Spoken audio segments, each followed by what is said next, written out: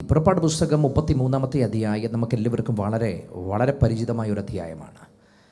ഈ അടുത്ത കാലങ്ങളിൽ കർത്താവിൻ്റെ മനസ്സിൽ എന്നെ ഭയങ്കരമായി പിടിച്ചു നിർത്തിയ ഒരു അധ്യായമാണ് ഈ 33 അധ്യായം. പ്രത്യേകിച്ച് ഈ 33 അധ്യായത്തിൻ്റെ പശ്ചാത്തലം നമ്മൾ നോക്കണമെങ്കിൽ 32 അധ്യായത്തിലേക്ക് നമ്മൾ വരണം. 32 എന്ന് പറയുമ്പോൾ ശരിക്കും ഇസ്രായേലി ചരിത്രത്തിനകത്ത് തന്നെ ഏറ്റവും അധികം മത്സരം നടന്നൊരു അധ്യായമാണ് 32 അധ്യായം എന്ന് പറയുന്നത്. ജനം ദൈവത്തെ വിട്ട് സീനായിയുടെ ആ താഴ്വരയിൽ അവർ കാളക്കുട്ടിയെ ഉണ്ടാക്കി കാളക്കുട്ടിയെ ആരാധിച്ച രംഗമാണ് നമുക്ക് 32 അധ്യായത്തിനകത്ത് കാണാൻ കഴിയുന്നത്. അതിൻ്റെ 1 വാക്യം തന്നെ പറയുന്നൊരു കാര്യമുണ്ട്. മോശ പർവ്വതത്തിൽ നിന്ന് ഇറങ്ങി വരുവാൻ താമസിക്കുന്നുവെന്ന് ജനം കണ്ടപ്പോൾ ജനം അഹരോൻ്റെ അടുക്കൽ വന്നുകൂടിയവനോട്, നീ എഴുന്നേറ്റ് ഞങ്ങളുടെ മുമ്പിൽ നടക്കേണ്ടതിനൊരു ദൈവത്തെ ഉണ്ടാക്കി തരിക. ഞങ്ങൾ മിസ്രയീം ദേശത്തു നിന്ന് പുറപ്പെടുവിച്ച് കൊണ്ടുവന്ന പുരുഷനായി മോശയ്ക്ക് എന്തു ഭവിച്ചു എന്ന് ഞങ്ങൾ അറിയുന്നില്ലല്ലോ എന്ന് പറഞ്ഞു. എന്ന് പറഞ്ഞാൽ ദൈവം കൊടുത്ത കൽപ്പനകളുടെ നേരെ കടക്ക വിരുദ്ധമായ കാര്യമാണ് ഇവിടെ സംഭവിക്കുന്നത്. ദൈവസാന്നിധ്യത്തിൻ്റെ ഏറ്റവും നിറവിനകത്തുനിന്നും മോശ പ്രാപിച്ച ദൈവിക പ്രമാണത്തിന് നേരെ വിപരീതം ഇവിടെ സംഭവിച്ചുകൊണ്ടിരിക്കുക. അവർ പറയുന്നു, ഞങ്ങൾക്ക് ഒരു ബൈപ്പാസ് ചെയ്ത് ഞങ്ങൾക്കൊരു ദൈവത്തെ ഒരുക്കി തരണം, ഞങ്ങൾക്ക് ഞങ്ങളുടെ മുമ്പിൽ നിൽക്കാൻ ഒരാളെ ഒരുക്കി തരണം. മോശയുടെ ഭാവി ഞങ്ങൾക്കറിയത്തില്ല, അതുകൊണ്ട് ഞങ്ങളുടെ മുമ്പിൽ നിൽക്കാൻ ഒരു ദൈവത്തെ ഉണ്ടാക്കി തരണം എന്ന് പറഞ്ഞാൽ ഇവർ ദൈവത്തിന് വിരോധമായി ചലിച്ചു. ഇവർ നമ്മൾ ആ ഭാഗത്ത് നോക്കിയാൽ അവർ കാളക്കുട്ടി ഉണ്ടാക്കി, അതിൻ്റെ മുമ്പിൽ ഭയങ്കരമായിട്ട് ശബ്ദ കോലാഹലം അവർ സൃഷ്ടിച്ചു. ഇതിനുശേഷം മോശ പർവ്വതത്തിൽ നിന്ന് താഴേക്ക് ഇറങ്ങി വരുന്നു, കൽപ്പലകൾ എറിഞ്ഞു പൊട്ടിക്കുന്നു. ഈ കാളക്കുട്ടിയെ ആ മനുഷ്യൻ അതിനെ തീയിലിട്ട് ചുട്ടുകളയുന്നു, അതിൻ്റെ ആഷസ് അവരെ കൊണ്ട് കുടിപ്പിക്കുന്നു എന്ന് പറഞ്ഞ ഭയങ്കരമായൊരു സംഭവങ്ങൾ 32 അധ്യായത്തിനകത്ത് കാണുക. എന്ന് പറഞ്ഞാൽ അനുസരണക്കേടിൻ്റെയും മറുതെലിപ്പിൻ്റെയും ദൈവ ഇഷ്ടത്തിന് വെളിയിൽ നിൽക്കുന്നതിൻ്റെയും പീനക്കളിലാണ് ആ ജനം നിൽക്കുന്നത്. പക്ഷേ അവിടെയാണ് ആ ദൈവത്തിൻ്റെ സ്വഭാവവും ആ സ്വഭാവത്തോടുള്ളൊരു മനുഷ്യൻ്റെ പ്രതികരണവും പുറത്തു വരുന്നത്. 32 അധ്യായം അവസാന വാക്യത്തിലേക്ക് നമ്മൾ വരുമ്പം, അവസാന വാക്യങ്ങളിലേക്ക് വരുമ്പം അതിൻ്റെ 34 വാക്യത്തിൽ ദൈവം പറയുന്നൊരു പദമുണ്ട്. ആകയാൽ നീ പോയി ഞാൻ നിന്നോട് അരുളി ചെയ്ത ദേശത്തേക്ക് ജനത്തെ കൂട്ടിക്കൊണ്ടു പോക, എൻ്റെ ദൂതൻ നിൻ്റെ മുമ്പിൽ നടക്കും, എന്നാൽ എൻ്റെ സന്ദർശന ദിവസത്തിൽ ഞാൻ അവരുടെ പാപം അവരുടെ മേൽ സന്ദർശിക്കും എന്ന് അരുളി ചെയ്തു. നിങ്ങൾ ശ്രദ്ധിക്കണേ, 32 അധ്യായത്തിനകത്ത് ഈ ജനം പറഞ്ഞത് ഞങ്ങൾക്ക് ദൈവത്തെ വേണ്ടെന്നാണ്. കാരണം മറ്റൊരു ദൈവത്തെ ഉണ്ടാക്കുക എന്ന് പറഞ്ഞാൽ അവർ പറഞ്ഞത് ഞങ്ങൾക്ക് ദൈവത്തെ വേണ്ട. പക്ഷേ 32 അധ്യായം തന്നെ തീരുമ്പോൾ ദൈവം പറയുക, ഞാൻ അവരോട് പറഞ്ഞ ദേശത്ത് ഞാൻ അവരെ കൊണ്ടുപോകും. ദൈവത്തിൻ്റെ സ്വഭാവമാണ് എനിക്ക് അതിനകത്തൊന്ന് മനസ്സിലാക്കാൻ പറ്റിയത്. ശരിക്കും ദൈവം പറഞ്ഞൊരു പദമുണ്ട്, ഞാൻ എന്ത് ചെയ്യും, ഞാൻ ആ ജനത്തെ കൊണ്ടുപോകും. ദൈവത്തിൻ്റെ വാക്കുകളുടെയും ദൈവത്തിൻ്റെ സ്വഭാവത്തിൻ്റെയും ഏറ്റവും വലിയ പ്രത്യേകതയാണ് അത് അൺചേഞ്ചിങ് ആണ്, അതിനൊരു മാറ്റമില്ല. എന്തൊക്കെ സംഭവിച്ചാലും ദൈവത്തിൻ്റെ സ്വഭാവത്തിനും ദൈവത്തിൻ്റെ ഇടപെടലിനും ഒരു മാറ്റവുമില്ല. ദൈവം പറയുകയാണ്, ഞാൻ നിങ്ങൾക്ക് എന്ത് തരും, കനാൻ ദേശം ഞാൻ നിങ്ങൾക്ക് തരും. പക്ഷെ ഒരൊറ്റ കുഴപ്പമേ ഉള്ളൂ, ഞാൻ നിങ്ങളുടെ മുൻപിൽ എന്ത് ചെയ്യത്തില്ല, നടക്കത്തില്ല. എൻ്റെ ദൂതൻ നിൻ്റെ മുൻപിൽ നടക്കും എന്ന് പറഞ്ഞാൽ ഞാൻ നടക്കില്ല, മറിച്ച് എൻ്റെ ദൂതൻ നിങ്ങളുടെ മുമ്പിൽ നടക്കും. ഇനിയും 33 വരുമ്പം ദൈവം അത് ആവർത്തിക്കുക. അതിൻ്റെ 1 മുതലുള്ള വാക്യങ്ങൾക്കകത്ത് പിന്നെയും ദൈവം പറയുന്നൊരു പദമുണ്ട്. യഹോവ മോശയോട് കൽപ്പിച്ചത് എന്തെന്നാൽ, നീയും മിസ്രയീം ദേശത്ത് നിന്ന് നീ കൊണ്ടുവന്ന ജനവും ഇവിടെ നിന്ന് പുറപ്പെട്ട് നിൻ്റെ സന്തതിക്ക് കൊടുക്കുമെന്ന് ഞാൻ അബ്രഹാമിനോടും ഇസഹാക്കിനോടും യാക്കോബിനോടും സത്യം ചെയ്ത ദേശത്തേക്ക്, എന്നിട്ട് പറയുക, പാലും തേനും ഒഴുകുന്ന ദേശത്തേക്ക് തന്നെ പോകുവീൻ, ഞാനൊരു ദൂതനെ നിനക്ക് മുമ്പായി അയക്കും. ദേശം നിങ്ങൾ പിടിച്ചടക്കും, ആ ജാതികളെ ഞാൻ ഓടിച്ചു കളയും, ഇതിനെല്ലാം ചെയ്യും. അപ്പം 1, ദേശം ഞാൻ നിങ്ങൾക്ക് തരും. 2, ദേശത്തിൻ്റെ നന്മ ഞാൻ നിങ്ങൾക്ക് തരും.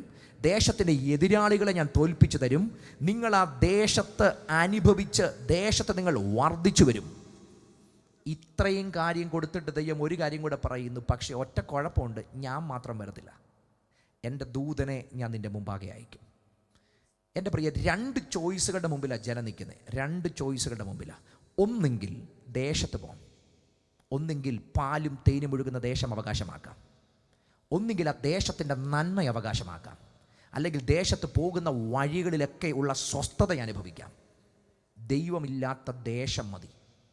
2, ദേശമില്ലെങ്കിലും ദൈവം മതി. 2 തീരുമാനങ്ങളുടെ മുമ്പിലാണ് നിൽക്കുന്നത്.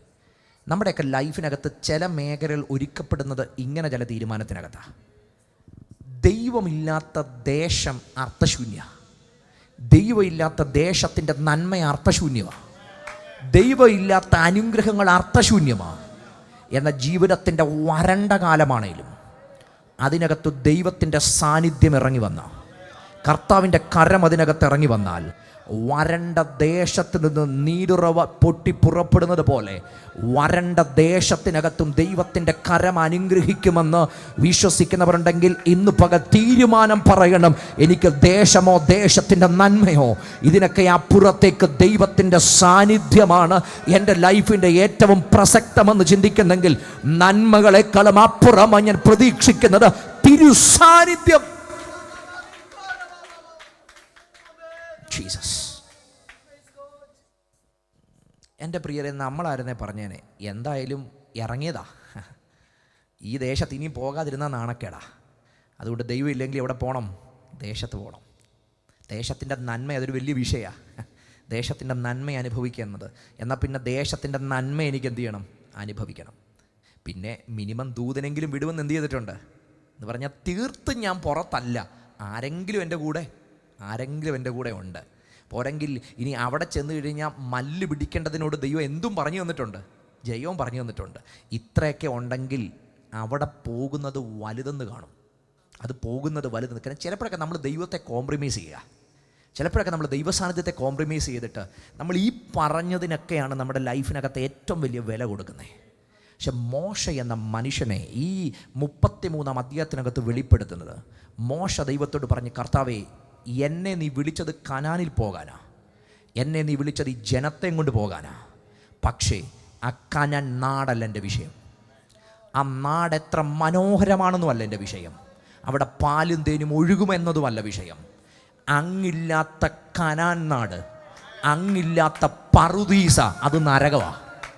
എന്നാൽ അങ്ങ് വരണ്ട ദേശത്തുണ്ടെങ്കിൽ, അത് അങ്ങയുടെ സാന്നിധ്യം വരണ്ട ഭൂമിക്കകത്തുണ്ടെങ്കിൽ, അത് നീരുറവ പൊട്ടിപ്പുറപ്പെടുന്ന ദൈവമഹത്വത്തിൻ്റെ ദിനങ്ങളാണെങ്കിൽ ഒന്ന് ചോദിക്ക്, കർത്താവേ, എനിക്കെന്താ വേണ്ടത്?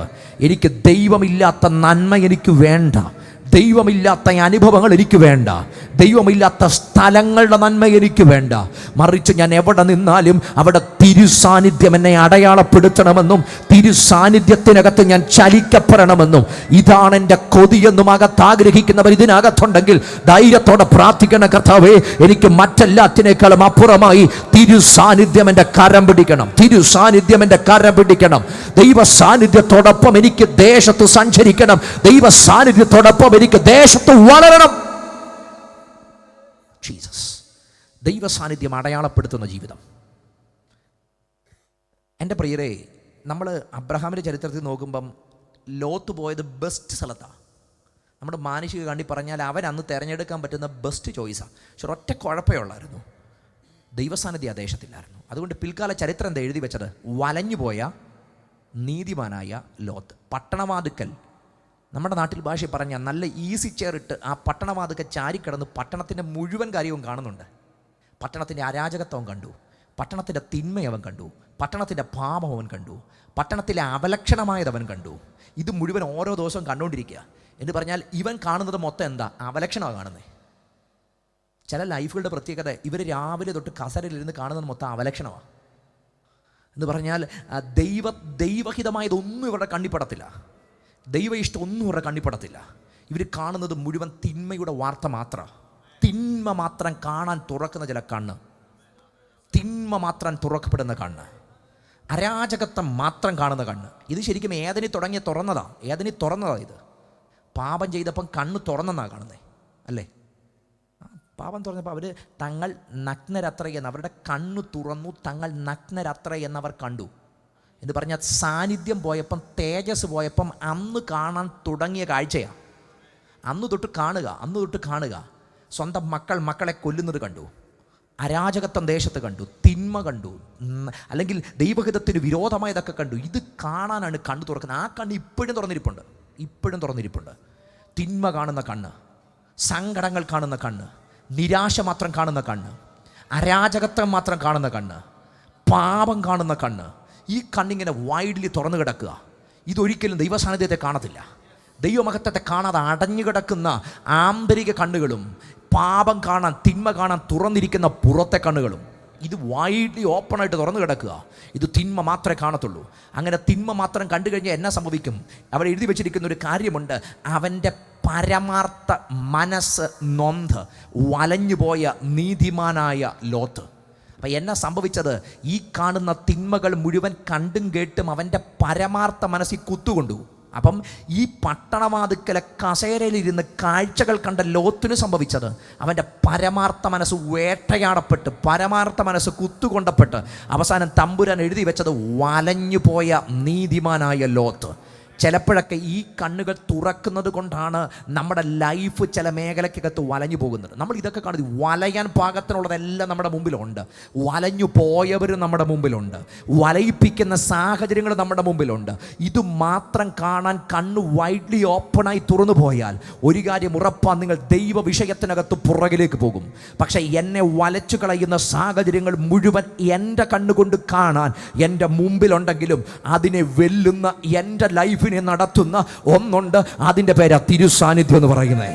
വലഞ്ഞു പോകാൻ അനുവദിക്കാതെ എൻ്റെ വലച്ചിൽ മാറ്റുന്ന, എന്നെ ഏറ്റവും ശ്രദ്ധയോടെ നടത്താൻ കഴിയുന്ന തിരുസാന്നിധ്യം എൻ്റെ ലൈഫിൻ്റെ മുഴുവൻ മേഖലകളിലും എൻകൗണ്ടർ ചെയ്യണമെന്ന് അകത്ത് കൊതിക്കുന്നവരുണ്ടെങ്കിൽ അവർ പ്രാർത്ഥിക്കും. എൻ്റെ തുറന്ന കണ്ണുകൾ കൊണ്ട് ഞാൻ കാണുന്ന അരാജകത്വത്തിൻ്റെ വെളിയിൽ എൻ്റെ അകക്കണ്ണുകൾ തുറന്ന് ദൈവഹിതത്തെ കാണാൻ, തിരുസാന്നിധ്യത്തെ കാണാൻ ഇന്നും എൻ്റെ കണ്ണുകൾ തുറക്കണമെന്ന് അകത്ത് കൊതിക്കുന്നവർ ഇതിനകത്തുണ്ടെങ്കിൽ ക്ഷണം ഒന്നിച്ച് ഇന്ന് പകൽ അങ്ങനെ പ്രാർത്ഥിച്ചു തുടങ്ങട്ടെ, തിരു സാന്നിധ്യം അനുഭവിക്കാൻ. അതിനെ തുറന്ന് പ്രാർത്ഥിച്ചോ. ഇന്ന് പകൽ അങ്ങനെ എൻ്റെ കണ്ണുകളൊന്ന് തുറക്കണമെന്ന്. എൻ്റെ ഭൗതിക കണ്ണുകൾ തുറക്കപ്പെടുന്നത് അരാജകത്വത്തെ കാണാനാണെങ്കിൽ എൻ്റെ ആത്മീക കണ്ണുകൾ ഒന്ന് തുറക്കണം. അത് ദൈവ മഹത്വത്തെ കാണാൻ, തിരുസാന്നിധ്യത്തെ കാണാൻ, ദൈവശക്തിയുടെ എൻകൗണ്ടറുകൾ കാണാൻ എൻ്റെ കണ്ണുകൾ തുറക്കണം. അത് എന്നെ അടുത്തൊരു നിലയിൽ ദൈവഹിതത്തിനകത്ത് നിർത്തണമെന്ന് കൊതിക്കുന്നവർ ഇന്ന് പകൽ സ്വർഗം അങ്ങനെ ചിലതിൻ്റെയൊക്കെ കണ്ണുകൾ തുറക്കപ്പെടുക. നിരാശ മാത്രം കാണുന്ന ചില കണ്ണുകൾ, തിന്മ മാത്രം കാണുന്ന ചില കണ്ണുകൾ, അരാജകത്വത്തിന്റെ വാർത്തകൾ മാത്രം കേൾക്കാൻ തുറക്കപ്പെട്ട ചില കാതുകളെ മാറ്റിയിട്ട് ദൈവ മഹത്വം കാണാൻ, തിരു സാന്നിധ്യത്തിന്റെ ശബ്ദം കേൾക്കാൻ തുറക്കപ്പെടുന്ന ചില കാതുകൾ.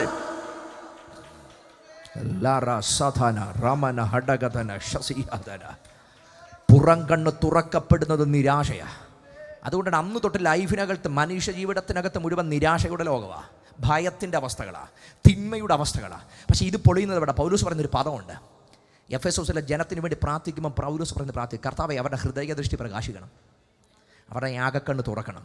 കാരണം ഈ പുറം കണ്ണാണ് ഇതുവരെ അവരെ നിയന്ത്രിക്കുന്നത്. പുറം കണ്ടുകൊണ്ട് നിയന്ത്രിക്കുന്നവന് ഒരിക്കലും ദൈവസ്വരൂപത്തിനകത്ത് അവന് മുന്നേറാൻ പറ്റത്തില്ല. അവിടെ അവനിൽ സംഭവിക്കേണ്ട കാര്യം അവൻ ആകക്കണ്ണ് തുറക്കണം. ഈ അകക്കണ്ണ് തുറന്നാൽ പിന്നെ എന്താ സംഭവിക്കുന്നത്? പുറം കണ്ടുകൊണ്ട് അവൻ ഇതുവരെ കണ്ടുകൊണ്ടിരിക്കുന്നത് പലതിനെയും അവൻ മറക്കും. പിന്നെ അവൻ അകക്കണ്ണ് തുറന്നാൽ എന്ത് കാണും? വിളിയാലുള്ള ആശ ഇന്നതെന്നും, വിശുദ്ധന്മാരിൽ അവൻ്റെ അവകാശത്തിൻ്റെ മഹിമാധനം ഇന്നതെന്നും, വിശ്വസിക്കുന്ന നമുക്ക് വേണ്ടി വ്യാപരിക്കുന്ന അവിടുത്തെ ശക്തിയുടെ അളവറ്റ വലിപ്പം ഇന്നതെന്നും അറിയേണ്ടതിന് ഞാൻ പ്രാർത്ഥിക്കുക.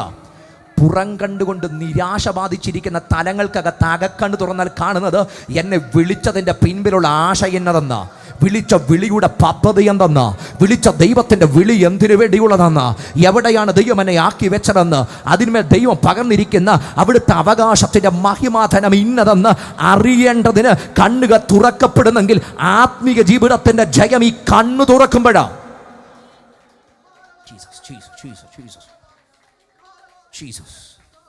രക്ഷിക്കപ്പെടുന്നത് കൊണ്ട് ഈ കണ്ണ് തുറക്കണമെന്ന് നിർബന്ധമൊന്നുമില്ല.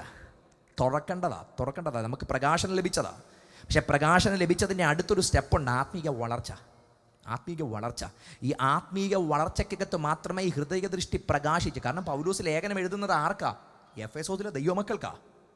എന്ന് പറഞ്ഞാൽ താൻ ഓൾറെഡി അവിടെ ഒരു സഭ സ്ഥാപിക്കപ്പെട്ട് 2 വർഷം വചനവും പഠിപ്പിച്ച് അതിനുശേഷം പിന്നീട് ലേഖനം എഴുതുമ്പോഴാണ് പറയുന്നത് ഈ ജനത്തിൻ്റെ എന്ത് തുറക്കണമെന്ന്, അകക്കണ്ണ് തുറക്കണമെന്ന്.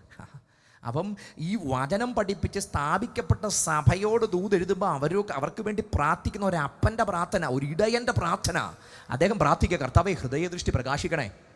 എന്ന് പറഞ്ഞാൽ എനിക്ക് കർത്താവിനോടൊപ്പം നടക്കുമെന്ന് ഞാൻ പറയുന്ന സമയത്തും കണ്ണടഞ്ഞ പലപ്പോഴും പോകുന്നേ. ആത്മീക കണ്ണുകൾ തുറന്നിട്ടില്ല, ആത്മീക കണ്ണുകൾ അടഞ്ഞു കിടക്കുക, ആത്മീക കണ്ണുകൾക്ക് പ്രകാശമില്ല, ആത്മീക ജീവനിൽ നിന്ന് പുറത്താണ്, ദൈവ ഇഷ്ടത്തിന് വെളിയിലാണ്. അങ്ങനെയെങ്കിൽ തമ്പുരാൻ നമ്മെ തിരിച്ചു വിളിക്കുന്നൊരു സാന്നിധ്യത്തിലേക്കൊരു മടങ്ങി വരവ് സംഭവിക്കട്ടെ. അവകാശത്തിൻ്റെ മഹിമാധനം ഇന്നതെന്നും അറിയേണ്ടതിന് പ്രാർത്ഥിക്കുകയാണ്.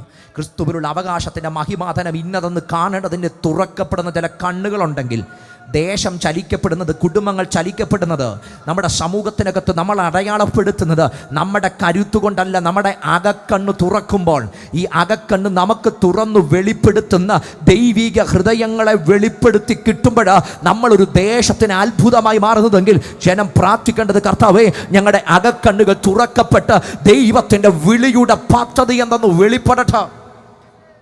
ഈ കാലത്ത് കർത്താവ് എന്നോട് സംസാരിക്കുന്ന ഏറ്റവും വലിയ കാര്യം, നമ്മളെ വിളിച്ച വിളിയിലേക്കൊരു തലമുറ മടങ്ങി വരണം.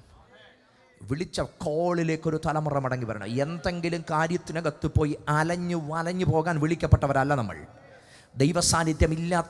ദൈവസാന്നിധ്യമില്ലാത്ത സോദോം ലോത്തിന് വരുത്തിയത് നരകമാണ്. എന്നാൽ അബ്രഹാം പോയ വരണ്ട ഭൂമിക്കകത്ത് ഇറങ്ങി വന്ന ദൈവസാന്നിധ്യം അവന് വരുത്തിയൊരു ദൈവത്തിൻ്റെ ഉറപ്പാണ്.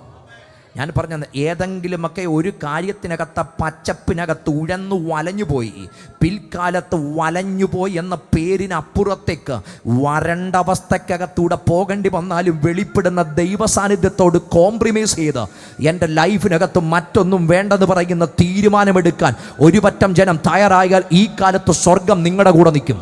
സ്വർഗം നിങ്ങളുടെ കൂടെ നിൽക്കും. ദേശത്തടയാളപ്പെടുത്തുന്ന സമൂഹത്തിനകത്ത് ദൈവിക നാവായി, ദൈവത്തിൻ്റെ ഹൃദയത്തിൻ്റെ വ്യക്താക്കളായി ഈ തലമുറയിൽ നിൽക്കാൻ കഴിയണമെങ്കിൽ, വലഞ്ഞു പോകാതെ നിൽക്കാൻ കഴിയണമെങ്കിൽ നിങ്ങളുടെ സാന്നിധ്യത്തിനൊപ്പം നിൽക്കണം.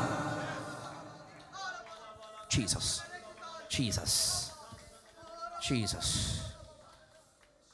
എൻ്റെ പ്രിയരെ, ഒരു നന്മയല്ല വിഷയം, ഒരു കനാനുമല്ല വിഷയം. കർത്താവില്ലാത്ത കനാൻ നരകവാ. കർത്താവില്ലാത്ത പാലും തേനും ഒഴുകുന്ന ദേശം നരകവാ. എന്നാൽ അവിടെ പാലും തേനും ഇല്ലെങ്കിലും ദൈവസാന്നിധ്യം അവിടെ ഉണ്ടേ. അവിടെയാണ് യഥാർത്ഥ സ്വർഗം നമ്മൾ അനുഭവിക്കുന്നത്. ലൈഫിനകത്ത് നമുക്ക് ഒരു മുട്ടുമില്ലാത്ത ജീവിതത്തിൻ്റെ സാഹചര്യത്തിനകത്ത് കർത്താവില്ലാത്തത് നരകമല്ലായിരുന്നു. എന്നാൽ ജീവിതത്തിനകത്ത് പല വിധത്തിൽ ഞെരുക്കമുണ്ട്. എല്ലാ വഴിക്കൊന്നും പ്രസ് ചെയ്യപ്പെടുന്നുണ്ട്, സ്ക്വീസ് ചെയ്യപ്പെടുന്നുണ്ട്. പക്ഷെ അതിനകത്ത് ദൈവസാന്നിധ്യം അനുഭവിച്ച് അതിനെ ടേസ്റ്റ് ചെയ്ത് നിൽക്കുമ്പം ആ ഞെരുക്കപ്പെടുന്നതിൻ്റെ നടുവിലും ഞാൻ അഭിമാനത്തോടെ തല ഉയർത്തി നിൽക്കുന്നുണ്ട്. ഞെരുക്കപ്പെടുന്നു. പൗലോസ് പറയുന്നുണ്ട്, എല്ലാ ഭാഗത്തൂടെയും ഞാൻ പ്രസ് ചെയ്യപ്പെടുന്നുണ്ട്, ഹ്യൂജായിട്ട് ഞാൻ പ്രസ് ചെയ്യപ്പെടുക. പക്ഷെ അന്നേരം ഒന്നും ഈ സാന്നിധ്യത്തിൻ്റെ വെളിയിലല്ല ഞാൻ. ഈ ഞെരുക്കപ്പെടുമ്പോഴും സാന്നിധ്യം എൻ്റെ കൂടെ ഉണ്ട്. അതിവൻ കാരാഗ്രഹത്തിനകത്തും ആ സാന്നിധ്യമുണ്ട്, അതിവൻ തടവറയ്ക്കകത്തും ആ സാന്നിധ്യമുണ്ട്, അതിവൻ കൊലക്കത്തി മുമ്പിൽ നിൽക്കുമ്പോഴും ആ സാന്നിധ്യമുണ്ട്. പൗലോസ് പറയുന്ന എൻ്റെ ലൈഫിനകത്ത് ആ സാന്നിധ്യത്തെ കോംപ്രമൈസ് ചെയ്ത് എനിക്കൊന്നും വേണ്ട. സാന്നിധ്യത്തെ കോംപ്രമൈസ് ചെയ്തൊന്നും വേണ്ട.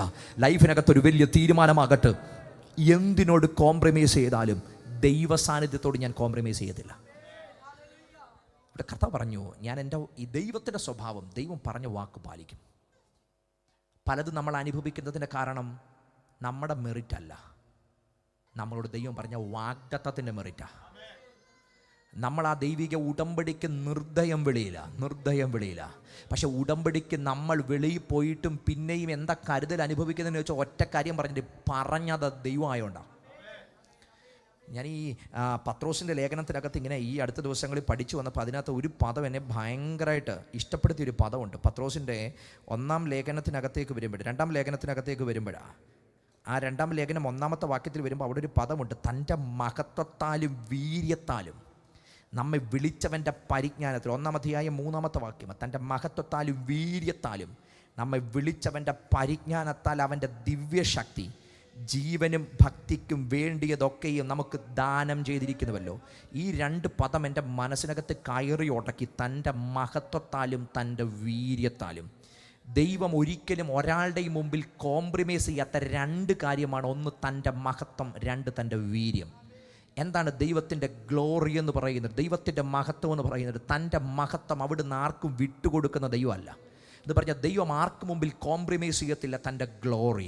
ഇനി അടുത്ത ഭാഗം എന്താണ് ഈ ദൈവത്തിൻ്റെ വീര്യം എന്നതിൻ്റെ അതിൻ്റെ ലിറ്ററൽ ട്രാൻസ്ലേഷൻ കിടക്കുന്നത് മോറൽ എക്സലൻസ് എന്നാണ്. ദൈവത്തിൻ്റെ മോറൽ എക്സലൻസ്, ദൈവത്തിൻ്റെ ധാർമ്മികതയുടെ പരമമായ അവസ്ഥ. ദൈവം ഇത് ആരുടെയും മുമ്പിൽ കോംപ്രമൈസ് ചെയ്യത്തില്ല. ദൈവത്തിൻ്റെ ധാർമ്മികതയ്ക്ക് ഒരു മാറ്റവും ഇല്ല. ദൈവത്തിൻ്റെ മോറൽ എക്സലൻസിന് ഒരു മാറ്റവും ഇല്ല.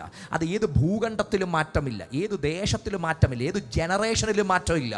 എന്ന് പറഞ്ഞാൽ തൻ്റെ മഹത്വവും വീര്യവും അവിടുന്ന് ആരുടെയും മുമ്പിൽ കോംപ്രമൈസ് ചെയ്യുന്ന ദൈവം അല്ല. എന്നിട്ട് പറയുന്നൊരു പദം, ഈ മഹത്വത്താലും വീര്യത്താലുമാണ് ദൈവം നമ്മെ വിളിച്ചത്. അപ്പം നമ്മുടെ മേൽ കിടക്കുന്ന വിളിയുടെ ഏറ്റവും വലിയ ഉറപ്പെന്താണ്? കോംപ്രമൈസ് ചെയ്യാത്ത ദൈവത്തിൻ്റെ 2 സ്വഭാവത്താലാണ് ദൈവം എന്നെ നിങ്ങളെ വിളിച്ചത്. ദൈവം ആരുടെയും മുമ്പിൽ കോംപ്രമൈസ് ചെയ്യാത്ത ദൈവത്തിൻ്റെ 2 സ്വഭാവമാണ് എൻ്റെയും നിങ്ങളുടെയും വിളിക്കകത്ത് കിടക്കുന്നെങ്കിൽ ഈ വിളിയെ കോംപ്രമൈസ് ചെയ്യാനാണ് പിശാച് നമ്മെ ഉപയോഗിക്കുന്നത്. പലപ്പോഴും ഒരു ദൈവപൈതലിൻ്റെ ഏറ്റവും വലിയ പരാജയമെന്ന് പറഞ്ഞാൽ ദൈവം കോംപ്രമൈസ് ചെയ്യാത്ത ദൈവത്തിൻ്റെ സ്വഭാവത്താൽ വിളിക്കപ്പെട്ട ദൈവ പൈതലിനെ ഈ ഭൂമിയിലെ പലതിൻ്റെയും മുമ്പിൽ കോംപ്രമൈസ് ചെയ്ത് വിളി വിട്ട് ആ വിളിയെപ്പറ്റി അവൻ ഗ്രഹിക്കാതെ തിരിച്ചറിയാതെ അവനെ കൊണ്ട് ഏതെങ്കിലും ഒരു പശ്ചാത്തലത്തിനകത്ത് ഒരു സ്വയ സംതൃപ്തി കൊടുത്ത് അവനെ അതിനകത്ത് പരിമിതപ്പെടുത്തിയിട്ടിരിക്കുമ്പം തമ്പുരാൻ പറയുന്നത്, വിളി തിരിച്ചറിഞ്ഞവൻ ആ പരിമിതിക്കകത്തുനിന്ന് സ്വയ സംതൃപ്തിക്കകത്തുനിന്ന് അവൻ പുറത്തു വരുന്നതാ ദൈവത്തിന്റെ പദ്ധതി കിടക്കുന്നേ. ജീസസ്. എൻ്റെ പ്രിയരെ, നമ്മൾ പോലും അറിയാതെ നമ്മളെ ഒരു നമുക്ക് ഏറ്റവും ഇഷ്ടപ്പെട്ട ഒരു ഫേവറബിൾ സിറ്റുവേഷനകത്ത് കൊണ്ടങ്ങിടും. നമുക്കറിയാം, ഈ കുഞ്ഞുങ്ങളെ ഇടുന്ന ഇൻക്യുബേറ്റർ അല്ലേ, അല്ലെങ്കിൽ അതിൻ്റെ ആ ഒരു സെറ്റപ്പ് എന്ന് പറഞ്ഞാൽ അതിൻ്റെ ആ നിമിഷത്തെ വളർച്ചയ്ക്ക് വേണ്ടിയുള്ള കാര്യങ്ങൾ, അല്ലെങ്കിൽ അതിനു വേണ്ടിയുള്ള ലൈറ്റിങ് മറ്റ് കാര്യങ്ങളൊക്കെ കിട്ടുന്ന ഒരു സാഹചര്യം അവിടെയുണ്ട്. എന്ന് പറഞ്ഞാൽ ആ നിമിഷം അതിനത് വേണം, അതിന് വേണം. അതിനകത്ത് ആ കുഞ്ഞു സംതൃപ്തിയാണ്. പക്ഷേ അതിൻ്റെ വളർച്ചയ്ക്ക് ഒരു ചെറിയ ലോകമേ ഉള്ളൂ, ചെറിയൊരു സമയമേ ഉള്ളൂ. അതിനപ്പുറത്തോട്ട് ആ കുഞ്ഞിൻ്റെ വളർച്ച അതിനകത്തല്ല. അതിനകത്തൊന്ന് പുറത്തു വന്ന് അതിന് വേണ്ടുന്ന എസൻഷ്യൽ കാര്യങ്ങളൊക്കെ അതിൻ്റെ ചുറ്റുപാട് അതിന് ഒരുക്കി കൊടുത്ത്, അതിൻ്റെ അപ്പനും അമ്മയും ഒരുക്കി കൊടുത്ത് അനുബന്ധമായ കാര്യത്തിനകത്തൊരു വളർച്ച അതിന് സംഭവിക്കണം. പലപ്പോഴും പിശാച് നമ്മോട് ചെയ്ത ഏറ്റവും വലിയ കാര്യം, നമുക്ക് ഏറ്റവും ഇഷ്ടമുള്ള ചെറിയ സാഹചര്യത്തിനകത്ത് നമ്മളെ അങ്ങ് പരിമിതപ്പെടുത്തി അതിനകത്ത് നമുക്ക് വേണ്ടുന്നതൊക്കെ തന്ന് നമ്മുടെ വിളി നാം പോലും അറിയാതെ ബോധപൂർവം നമ്മളെ മറച്ചു കളഞ്ഞ് നമ്മളെ ആ ഒരു ചെറിയതിനകത്ത് നമ്മളെ അങ്ങ് ഒതുക്കി വെച്ചിരിക്കുമ്പം നിങ്ങൾ ഒരു കാര്യം മനസ്സിലാക്കുക, നിങ്ങളുടെ വിളി നിങ്ങളുടെ മുമ്പിൽ പിശാച് ബോധപൂർവ്വം മറച്ചിരിക്കുക. അസാധാരണമായ വിളി ദൈവം നിങ്ങളുടെ അകത്തിട്ടു. അസാധാരണമായ ദൈവത്തിൻ്റെ പദ്ധതി നിങ്ങളെ വിളിച്ച കാലത്ത് ദൈവം നിങ്ങളുടെ മേൽ ഭരമേൽപ്പിച്ചതാണ്. അതിനുള്ള കഴിവുകളും താലന്തുകളും ദൈവകൃപയും ദൈവം തന്നതാ. പക്ഷേ ഇതൊന്നും പുറത്തു വരാൻ കഴിയാതെ, ഇതൊന്നും ഉപയോഗിക്കാൻ കഴിയാതെ ചെറിയൊരു കാര്യത്തിനകത്ത് എന്നെ അതിനകത്തേക്ക് ലിമിറ്റ് ചെയ്ത് എന്നെ പരിമിതപ്പെടുത്തി ഇട്ട് കഴിഞ്ഞ് അത് എനിക്ക് കൊള്ളാവുന്നൊരു തോന്നൽ എൻ്റെ അകത്തും തന്നു. എന്നെ അങ്ങ് സംതൃപ്തപ്പെടുത്തി എന്നെ അതിനകത്ത് അങ്ങ് പരിമിതപ്പെടുത്തി ഇട്ടിരിക്കുമ്പോൾ നിങ്ങൾ വിളിയുടെ പുറത്തു സഞ്ചരിക്കുക. ഇത് തന്നെയാ പറഞ്ഞത്, തമ്പുരാൻ്റെ പദ്ധതിയില്ലാത്ത ചെറുതിനകത്തൊക്കെ എന്നെ ഒതുക്കിയിട്ട് അതിനകത്ത് സ്വയ സംതൃപ്തി തന്ന് അതാണ് എല്ലാമെന്ന ചിന്ത എൻ്റെ അകത്ത് വിതയ്ക്കുന്ന പൈശാചിക പദ്ധതിയുണ്ട്. ഇവിടെയാണ് ഒരു ദൈവ പൈതൽ തൻ്റെ മഹത്വത്താലും വീര്യത്താലും എന്നെ വിളിച്ച ദൈവത്തിൻ്റെ വിളിയുടെ മഹത്വം എന്തെന്ന് തിരിച്ചറിഞ്ഞ് ആ വിളിക്കകത്തേക്ക് മടങ്ങിപ്പോകുവാൻ അവൻ സ്റ്റെപ്പ് എടുത്ത് വെക്കുമ്പോൾ അവനോട് കൂടെ വരുന്നതിൻ്റെ പേരാ തിരുസാന്നിധ്യം. ചെറുതിനകത്ത് എന്നെ ഒതുക്കുന്ന, ചെറുതിനകത്തേക്ക് എന്നെ ലിമിറ്റ് ചെയ്യാൻ നോക്കുന്ന സകല സാഹചര്യങ്ങളെയും വെല്ലുവിളിച്ചുകൊണ്ട് ദൈവത്തിന്റെ വിളിക്കകത്തേക്ക് ഒരുവൻ നടക്കാൻ തുടങ്ങുമ്പോൾ അവന്റെ കൂടെ ചലിക്കുന്നതിന്റെ പേരാ ദൈവത്തിന്റെ സാന്നിധ്യമെങ്കിൽ ഉപവാസ പ്രാർത്ഥനയുടെ ഇന്ന് പകൽ അകന്നിറഞ്ഞ് ദൈവജനം വിശ്വസിക്കട്ടെ. എന്നെ വിളിച്ച ദൈവത്തിന്റെ വിളി, അവിടുത്തെ മഹത്വത്താലും വീര്യത്താലും എന്നെ വിളിച്ച ദൈവത്തിന്റെ വിളിക്കകത്തുനിന്ന് എന്നെ വലിച്ചു പുറത്തിടുന്ന സകല സാഹചര്യത്തെയും ആത്മാവിൽ ജയിച്ചുകൊണ്ട്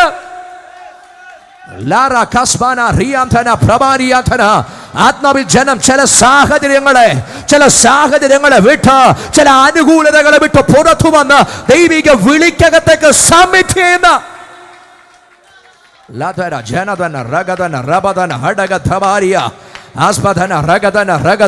ഇന്ന് പകൽ ഈ ജനത്തിന് വേണ്ടി അങ്ങനെ ഒരു ദൈവകരം ചാലിക്കട്ടെ.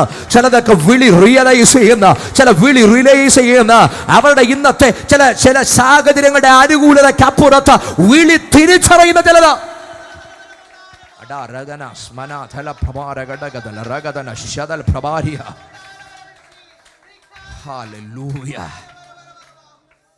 വിളി തിരിച്ചറിയണം. കാരണം വിളിച്ചവൻ മഹത്വത്താലും വീര്യത്താലും വിളിച്ചേ. ആർക്കും മുമ്പിൽ കോംപ്രമൈസ് ചെയ്യാത്ത ദൈവ സ്വഭാവത്താൽ വിളിക്കപ്പെട്ടവരാണ് ഞാൻ നിങ്ങളും. അങ്ങനെ വിളിക്കുക മാത്രമല്ല, വിളിച്ചവൻ്റെ പരിജ്ഞാനത്താൽ അവിടുത്തെ ദിവ്യശക്തി നമുക്ക് വേണ്ടി വ്യാപരിക്കുന്നത് എന്താ? ഈ വിളിക്കകത്ത് എന്തുകൊണ്ട്? ദിവ്യശക്തിയുണ്ട്. ഈ ദിവ്യശക്തിയെ സ്പർജൻ ഒരിക്കൽ വ്യാഖ്യാനിച്ചൊരു പദപ്രയോഗമുണ്ട്. എന്താണ് ഈ ദൈവത്തിൻ്റെ ദിവ്യശക്തി എന്ന് പറയുന്നത്? ഈ ഭൂമിക്ക് അടിസ്ഥാനമിട്ട ശക്തിയാണ് ആ ദിവ്യശക്തി. ഈ പ്രപഞ്ചത്തിൻ്റെ ഘടികാരങ്ങളെ നിയന്ത്രിക്കുന്ന ശക്തിയാണ് ആ ദിവ്യശക്തി. ഇത് ശൂന്യങ്ങളുടെ മേൽ തൂങ്ങിക്കിടക്കുന്നതിൻ്റെ പിൻപിൽ വ്യാപരിക്കുന്ന ശക്തിയാണ് ആ ദിവ്യശക്തി. ഇവിടെയുള്ള സമുദ്രം ആ ഭൂമിയെ മുക്കിക്കളയാതെ വണ്ണം അതിനെ അതിരിട്ടിരിക്കുന്ന ശക്തിയാണ് ദിവ്യശക്തി. ഇനി അത് അവിടെ കൊണ്ട് മാത്രം തീരുന്നില്ല. ഇനി ഒരു ദിവസം വരുന്നുണ്ട്, അന്ന് ഈ ഭൂമി, ആകാശം അത് ചുരുണ്ടു പോകും. ഭൂമിയും അതിൻ്റെ കൈവേലകളും തകർന്നു മാറും. ആകാശം കരിമ്പിടം പോലെ കറുക്കും. ഭൂമിയുടെ പണികൾ മുഴുവൻ, സൂര്യൻ കരിമ്പിടം പോലെ കറക്കും. ഭൂമിയുടെ പണികൾ മുഴുവൻ താറുമാറാകും. ഭൂമി മത്തനെ പോലെ ചാഞ്ചാടും, കാവൽ മാടം പോലെ ആടും എന്ന് പറഞ്ഞാൽ ഭൂമിയെ നിയന്ത്രിക്കാനും ഭൂമിയെ ഇളക്കാനും അധികാരമുള്ള ശക്തിയാണ് ഈ ദിവ്യശക്തി. എന്ന് പറഞ്ഞാൽ എൻ്റെയും നിങ്ങളുടെയും ജീവിതത്തിൽ വ്യാപരിക്കുന്ന ഈ ദിവ്യശക്തിയുടെ പ്രത്യേകതയെ പറഞ്ഞത് ഈ ഭൂമിയുടെ നിലനിൽപ്പിനും ഭൂമിയുടെ അസ്തിത്വത്തിനും പ്രപഞ്ചത്തിൻ്റെ നിലനിൽപ്പിനും ഇവിടെയുള്ള ഗാലക്സികളുടെ നിലനിൽപ്പിനും സകലത്തിനും പിൻപിൽ വ്യാപരിക്കുന്ന ശക്തിയുടെ പേരാണ് അവിടുത്തെ ദിവ്യശക്തി. ഇനി അടുത്ത പദം, ഈ ദിവ്യശക്തി എനിക്കെങ്ങനെ വ്യാപരിക്കുന്നത്? ഈ ദിവ്യശക്തിയാണ് എനിക്ക് ജീവനും ഭക്തിക്കും വേണ്ടുന്നതൊക്കെയും ഒരുക്കി തരുന്നത്.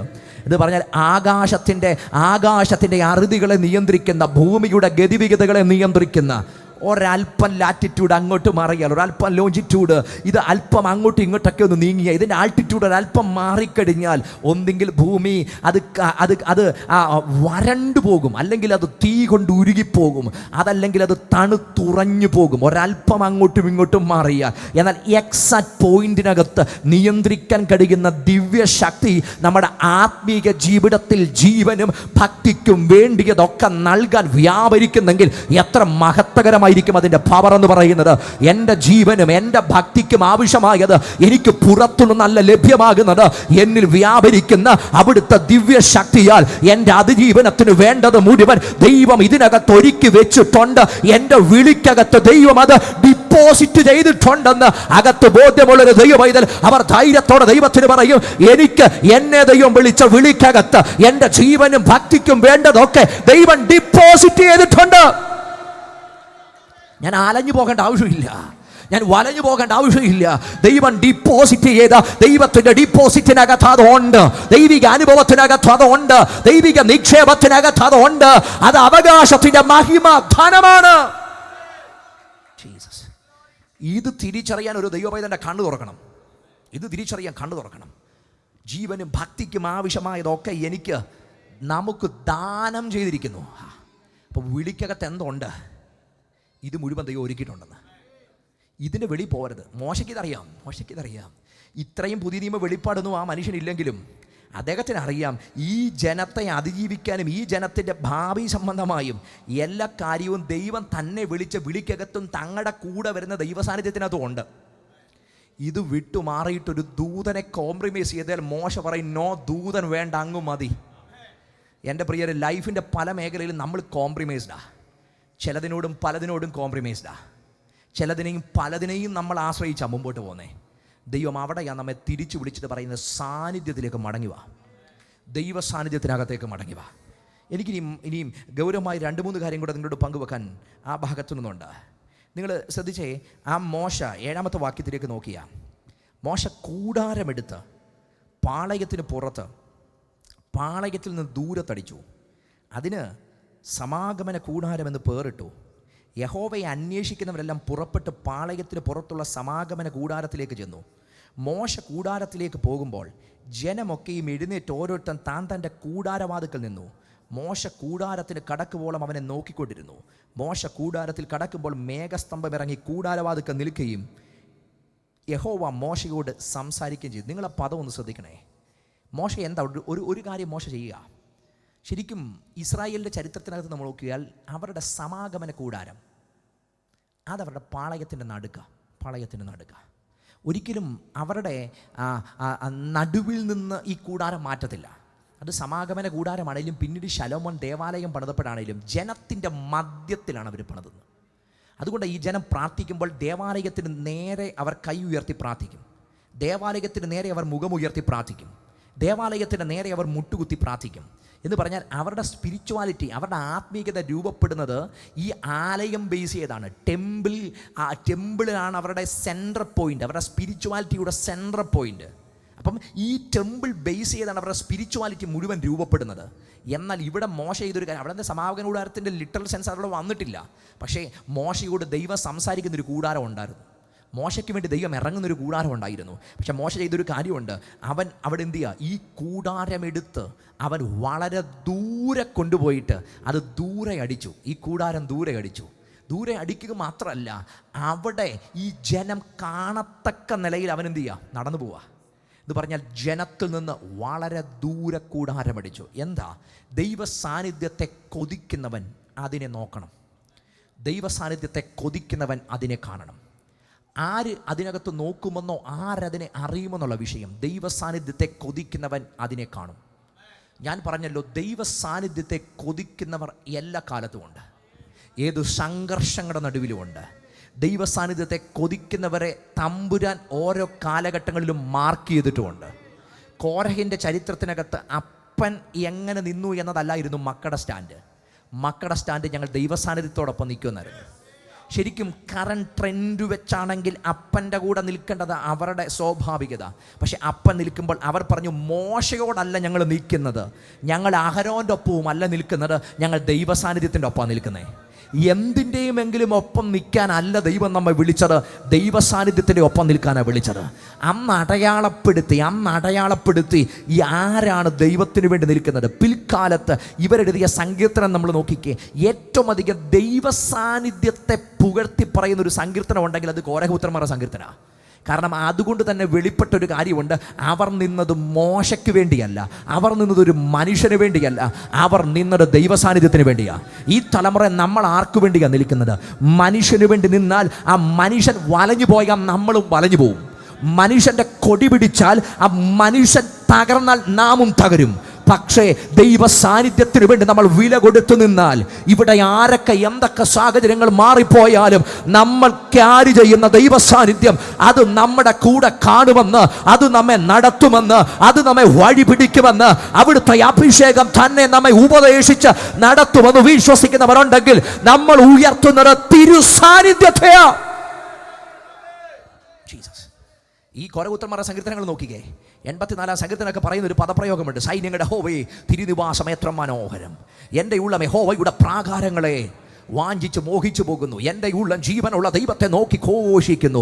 കുരുകിലോട് വീടും മീവൽ പക്ഷി കുഞ്ഞുങ്ങൾക്കൊരു കൂടും ഒരുങ്ങിയിരുന്നു. സൈന്യങ്ങളുടെ യഹോവേ, നിന്റെ യാഗപീഠങ്ങളെ തന്നെ അവർ പറയും, നിന്റെ ആലയത്തിൽ വാസിക്കുന്നവർ ഭാഗ്യവാന്മാർ, അവർ നിന്നെ നിത്യം സ്തുതിച്ചുകൊണ്ടിരിക്കുന്നു. ഇത് മുഴുവൻ അവർ പറയുന്നത് ഞങ്ങൾ ആ തിരു സാന്നിധ്യത്തിനകത്ത, തിരുമഹത്വത്തിനകത്ത, ഞങ്ങൾ ആ ദൈവിക തിരുനിവാസത്തിന് മുമ്പിലാണ്. അവർ പറഞ്ഞു, ഞങ്ങളുടെ അപ്പൻ മാറിയത് വിഷയമല്ല, ദൈവ സാന്നിധ്യം വിട്ട്, ദൈവ മഹത്വം വിട്ട്, ദൈവ ഇഷ്ടം വിട്ട്, തിരു സാന്നിധ്യത്തിന്റെ പ്രഭ വിട്ട് ഞങ്ങൾക്ക് പുറത്തിറങ്ങാൻ കഴിയത്തില്ലെങ്കിൽ ചില തീരുമാനത്തിനകത്ത് സ്വർഗം നമ്മളെ അപ്രൂവ് ചെയ്യുമെന്ന് ഇന്ന് പകൽ വിശ്വസിക്കുന്നവരുണ്ടെങ്കിൽ തിരു സാന്നിധ്യത്തിന് വേണ്ടി ജീവിതത്തെ കൊടുക്കുക.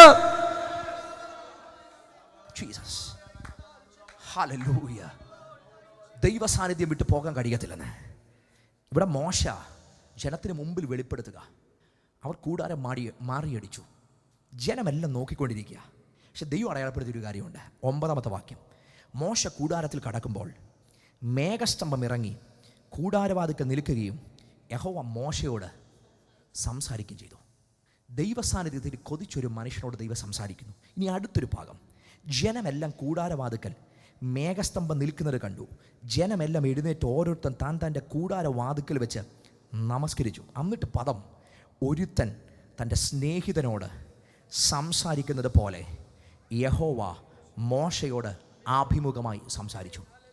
ഓരോ തലമുറയിലും ദൈവസാന്നിധ്യം കൊതിക്കുന്നവന് കിട്ടുന്ന അനുഭവം എന്താ? ഇതാണ് അതിൻ്റെ അനുഭവം. ദൈവം ഒരുവനോട് ആഭിമുഖമായി സംസാരിക്കും. പുതിയ നിയമത്തിൻ്റെ കൺസെപ്റ്റ് വരുമ്പോൾ ഇത് കുറേ കൂടെ മാറ്റുക. ഇത് പഴയ നിയമത്തിനകത്തെ കൺസെപ്റ്റിനകത്ത് ഒരു മനുഷ്യനോട് ദൈവത്തിൻ്റെ പ്രത്യേക ഇടപെടലുണ്ട്. പക്ഷെ ഒരു പുതിയ നിയമത്തിനകത്ത് വന്നു കഴിയുമ്പോൾ നാം എല്ലാം ദൈവത്തിൻ്റെ മന്ദിരമാണ്. നമ്മിൽ വസിക്കുന്നത് ദൈവത്തിൻ്റെ ആത്മാവാണ്. നമ്മൾ അനുഭവിക്കുന്നൊരു ദിവ്യ പുത്രത്വമാണ്. പുത്രത്വം അനുഭവിക്കുന്നവരാ. പക്ഷേ ഈ പുത്രത്വം അനുഭവിക്കുമ്പോഴും അപ്പനുമായിട്ട് ബന്ധമില്ലാതെ ജീവിക്കാം. എന്ന് പറഞ്ഞാൽ പുത്രത്വത്തിൻ്റെ വ്യവസ്ഥയ്ക്കകത്തേക്ക് എന്നെ ദൈവം കൊണ്ടുവന്നിരിക്കുമ്പോഴും അപ്പനെ അറിയാത്ത ഒത്തിരി പേര് ഇന്ന് ദൈവസമൂഹത്തിനകത്തുണ്ട്. അപ്പനുമായിട്ട് വ്യക്തിപരമായ ബന്ധമില്ലാത്തവരുണ്ട്. കാഷ്വൽ സ്പിരിച്വാലിറ്റിക്കകത്ത് പോകുന്നവരുണ്ട്. ഒരു ഫോർമൽ റിലീജിയനായിട്ട് ഇതിനെ കാണുന്നവരുണ്ട്. എന്നാൽ അതിനപ്പുറത്തേക്കാണ് തിരുസാന്നിധ്യത്തിന് വേണ്ടി ജീവിതം വിട്ടുകൊടുക്കുന്നവരുമുണ്ട്. അവർ പറയും, ഞങ്ങൾക്ക് ആ സാന്നിധ്യവുമായിട്ട് കണക്റ്റ് ആകാതെ, ദൈവ ഇഷ്ടവുമായി കണക്റ്റ് ആകാതെ, അപ്പൻ്റെ മനസ്സുമായി കണക്റ്റ് ആകാതെ, അപ്പൻ്റെ ഹൃദയവുമായി കണക്റ്റ് ആകാതെ ഞങ്ങൾക്ക് പോകാൻ കഴിയത്തില്ലെന്ന് അവർ പറയുമ്പോൾ അവർക്ക് വേണ്ടിയാണ് തലമുറകളിൽ ദൈവം പ്രസാദിക്കുന്നത്. അവർക്ക് വേണ്ടിയാണ് ചരിത്രത്തിനകത്ത് ദൈവം ഇടപെടുന്നത്. എന്ന് പറഞ്ഞാൽ നമ്മൾ ഒറ്റ കാര്യം തമ്പുരാനോട് പറയണം, കർത്താവേ, എനിക്കൊരു ഫോർമൽ റിലീജിയൻ്റെ ഭാഗമല്ല, ഞാൻ ക്രമീകൃതമായ ഒരു മത സെറ്റപ്പിൻ്റെ ഭാഗമല്ല, ഞാനൊരു ദൈവിക അനുഭവത്തിൻ്റെയും ആത്മീയമായ അല്ലെങ്കിൽ ദൈവ വ്യവസ്ഥിതയുടെയും ഭാഗമായി ദൈവം എന്നെ ആക്കി വെച്ചിരിക്കുന്നെങ്കിൽ ഇതൊരനുഭവമാണ്. ഇതൊരു കൾച്ചറല്ല, ഇതേതെങ്കിലും ഒരു ആചാരമല്ല, മറിച്ച് ഇതൊരു അനുഭവമാണ്. എൻ്റെ ദൈവത്തെ അനുഭവിക്കുന്ന ഇടം, എൻ്റെ ദൈവത്തെ ആസ്വദിക്കുന്ന ഇടം, എൻ്റെ ദൈവത്തോടൊപ്പം നടക്കുന്ന ഇടം, എൻ്റെ ദൈവത്തോടൊപ്പം ചലിക്കുന്ന ഇടം, ഡെയിലി ആ കർത്താവിനോടൊപ്പം നടക്കുന്ന ആത്മീക അനുഭവത്തിനകത്തേക്ക് വന്ന ദൈവപൈതലാണെങ്കിൽ അവൻ്റെ ജീവിതവും അവൻ്റെ അസ്തിത്വവും ഉള്ളത് ആ തിരു സാന്നിധ്യം തൻ്റെ കൂടെ നിന്ന് ആത്മാവിനൊപ്പം ചലിക്കുന്ന, ആത്മാവിൽ ജീവിക്കുന്ന, ആത്മാവിൽ വളരുന്ന, ആത്മാവിനാൽ ജീവിക്കപ്പെടുന്ന ഒരു ആത്മീക അവസ്ഥ മറ്റൊന്നിനാലും കോംപ്രമൈസ് ചെയ്യപ്പെടത്തില്ല. പലപ്പോഴും ഇന്ന് സ്പിരിച്വൽ ലൈഫിൻ്റെ ഏറ്റവും വലിയ പ്രത്യേകത പലതിനാലും കോംപ്രമൈസ് ചെയ്യപ്പെടുക. പക്ഷെ പുത്രത്വം പ്രാപിച്ച ഒരു വ്യക്തിയുടെ ഏറ്റവും വലിയ പ്രത്യേകത മറ്റൊന്നും എന്നെ കോംപ്രമൈസ് ചെയ്യത്തില്ല. എൻ്റെ അപ്പനാണ് എൻ്റെ എല്ലാം. അപ്പനെ കോംപ്രമൈസ് ചെയ്തിട്ട് ഒരു സ്പിരിച്വാലിറ്റി ഇല്ലെന്ന്. അപ്പനെ കോംപ്രമൈസ് ചെയ്തിട്ട് ഒരു സ്പിരിച്വാലിറ്റി ഇല്ല. അപ്പനുമായിട്ടുള്ള ബന്ധം പോയിട്ട് ഒരാത്മീയതയില്ല. നയിക്കാൻ പറ്റും എനിക്ക്. അപ്പനുമായിട്ടുള്ള ബന്ധം ഞാൻ മുമ്പേ പറഞ്ഞല്ലോ, അപ്പനുമായിട്ടുള്ള ബന്ധം പോയാലും നന്മ മുടങ്ങത്തില്ല. അത് അപ്പൻ്റെ ഇഷ്ടമാണ്. നന്മ മുടങ്ങത്തില്ല. ഇസ്രായേൽ പാപം ചെയ്ത് മേഘസ്തംഭത്തിൻ്റെ കീഴിലല്ലേ. ഈ മേഘസ്തംഭം തന്നെ തൊട്ട് മുകളിലോട്ട് നോക്കിയാൽ കാണാം ഇത് ദൈവം വെച്ചതാ, അല്ലെങ്കിൽ മരുഭൂമിക്കകത്ത് കരിഞ്ഞു പോയേനെ. പക്ഷെ ദൈവം എന്ത് വെച്ച് കൊടുത്തു? അതിൻ്റെ താഴെയല്ലേ പിറുപിറുത്തത്. അപ്പം മേഘസ്തംഭത്തിൻ്റെ താഴെയും പിറുപിറുക്കാം. രാത്രിയിൽ ഈ കിടക്കുന്ന വെട്ടം എവിടുന്ന് വന്നതാ? മരുഭൂമിയിലെ ഫ്ലഡ് ലൈറ്റ് അല്ല, ദൈവം ഇട്ട അഗ്നിസ്തംഭമാണ്. ഇതിൻ്റെ താഴെ നിന്നാണ് മത്സരിച്ചത്. ഇതിൻ്റെ താഴെ നിന്നാണ് ദൈവം എന്തിനാ വിളിച്ചോണ്ട് വന്നതെന്ന് ദൈവത്തോട് പിറുപിറുത്തത്. ദൈവം ഇറച്ചി കൊടുത്തില്ലെന്ന് ദൈവത്തോട് പിറുപിറുത്തത്. ഏതിൻ്റെ താഴെ നിന്ന്? ദൈവം വെച്ച് കൊടുത്ത അഗ്നിസ്തംഭത്തിൻ്റെ താഴെ നിന്ന്. നമുക്കൊക്കെ നൽകുന്ന ഏറ്റവും വലിയ പാഠം, നമ്മൾ പലപ്പോഴും അരുതാത്തത് പറഞ്ഞിട്ടുണ്ട് കൃപയ്ക്കകത്ത് നിന്നുകൊണ്ടാണ്. ദൈവം വെച്ച വ്യവസ്ഥയ്ക്കകത്തോടെ ഒറ്റ നിമിഷം കൃപയുടെ കരം ദൈവം പിൻവലിച്ചിരുന്നെങ്കിൽ നമ്മൾ ബാക്കി കാണത്തില്ല. നമുക്കൊരു വാക്ക് പറയാൻ നമ്മുടെ ആദരം പൊങ്ങത്തില്ല. ഒരൊറ്റ വാക്ക് പറയാൻ നമ്മുടെ കരം പൊങ്ങത്തില്ല. പക്ഷെ കൃപയുടെ കരത്തിനകത്ത് നിന്ന പലപ്പോഴും നമ്മൾ ദൈവസാന്നിധ്യം വിട്ട് മാറിയിട്ടുള്ളേ. ഒറ്റ കാര്യം ഓർത്താൽ മതി, കൃപയുള്ള ദൈവം എന്നോട് കരുണ കാണിച്ചതുകൊണ്ട്, ദൈവത്തിൻ്റെ കൃപയുടെയും കരുണയുടെയും കരത്തിനകത്ത് നിന്ന ഞാൻ പിറുപിറുത്തിട്ടുള്ള പല മേഖലകളിലും ഒത്തിരി ദൂരം നമ്മൾ സഞ്ചരിച്ചിട്ടുള്ളത്, കർത്താവിനെ വിട്ട് ഓടിയിട്ടുള്ളത്. പാട്ടുകാരനൊക്കെ പാടുന്നത് പോലെ എത്ര ദൂരം അങ്ങേ വിട്ട് ഓടി ഞാൻ, അത്ര നേരവും എന്നെ കാത്തിരുന്ന ദൈവസാന്നിധ്യം.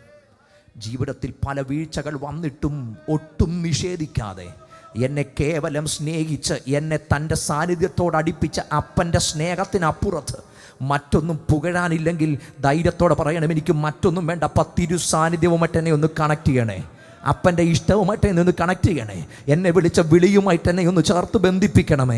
മറ്റൊന്നിലും ഞാൻ സംതൃപ്തനല്ല, എന്നെ വിളിച്ച വിളിയുമായിട്ട് എന്നെ ഒന്ന് ചേർത്തടിപ്പിക്കണമേ.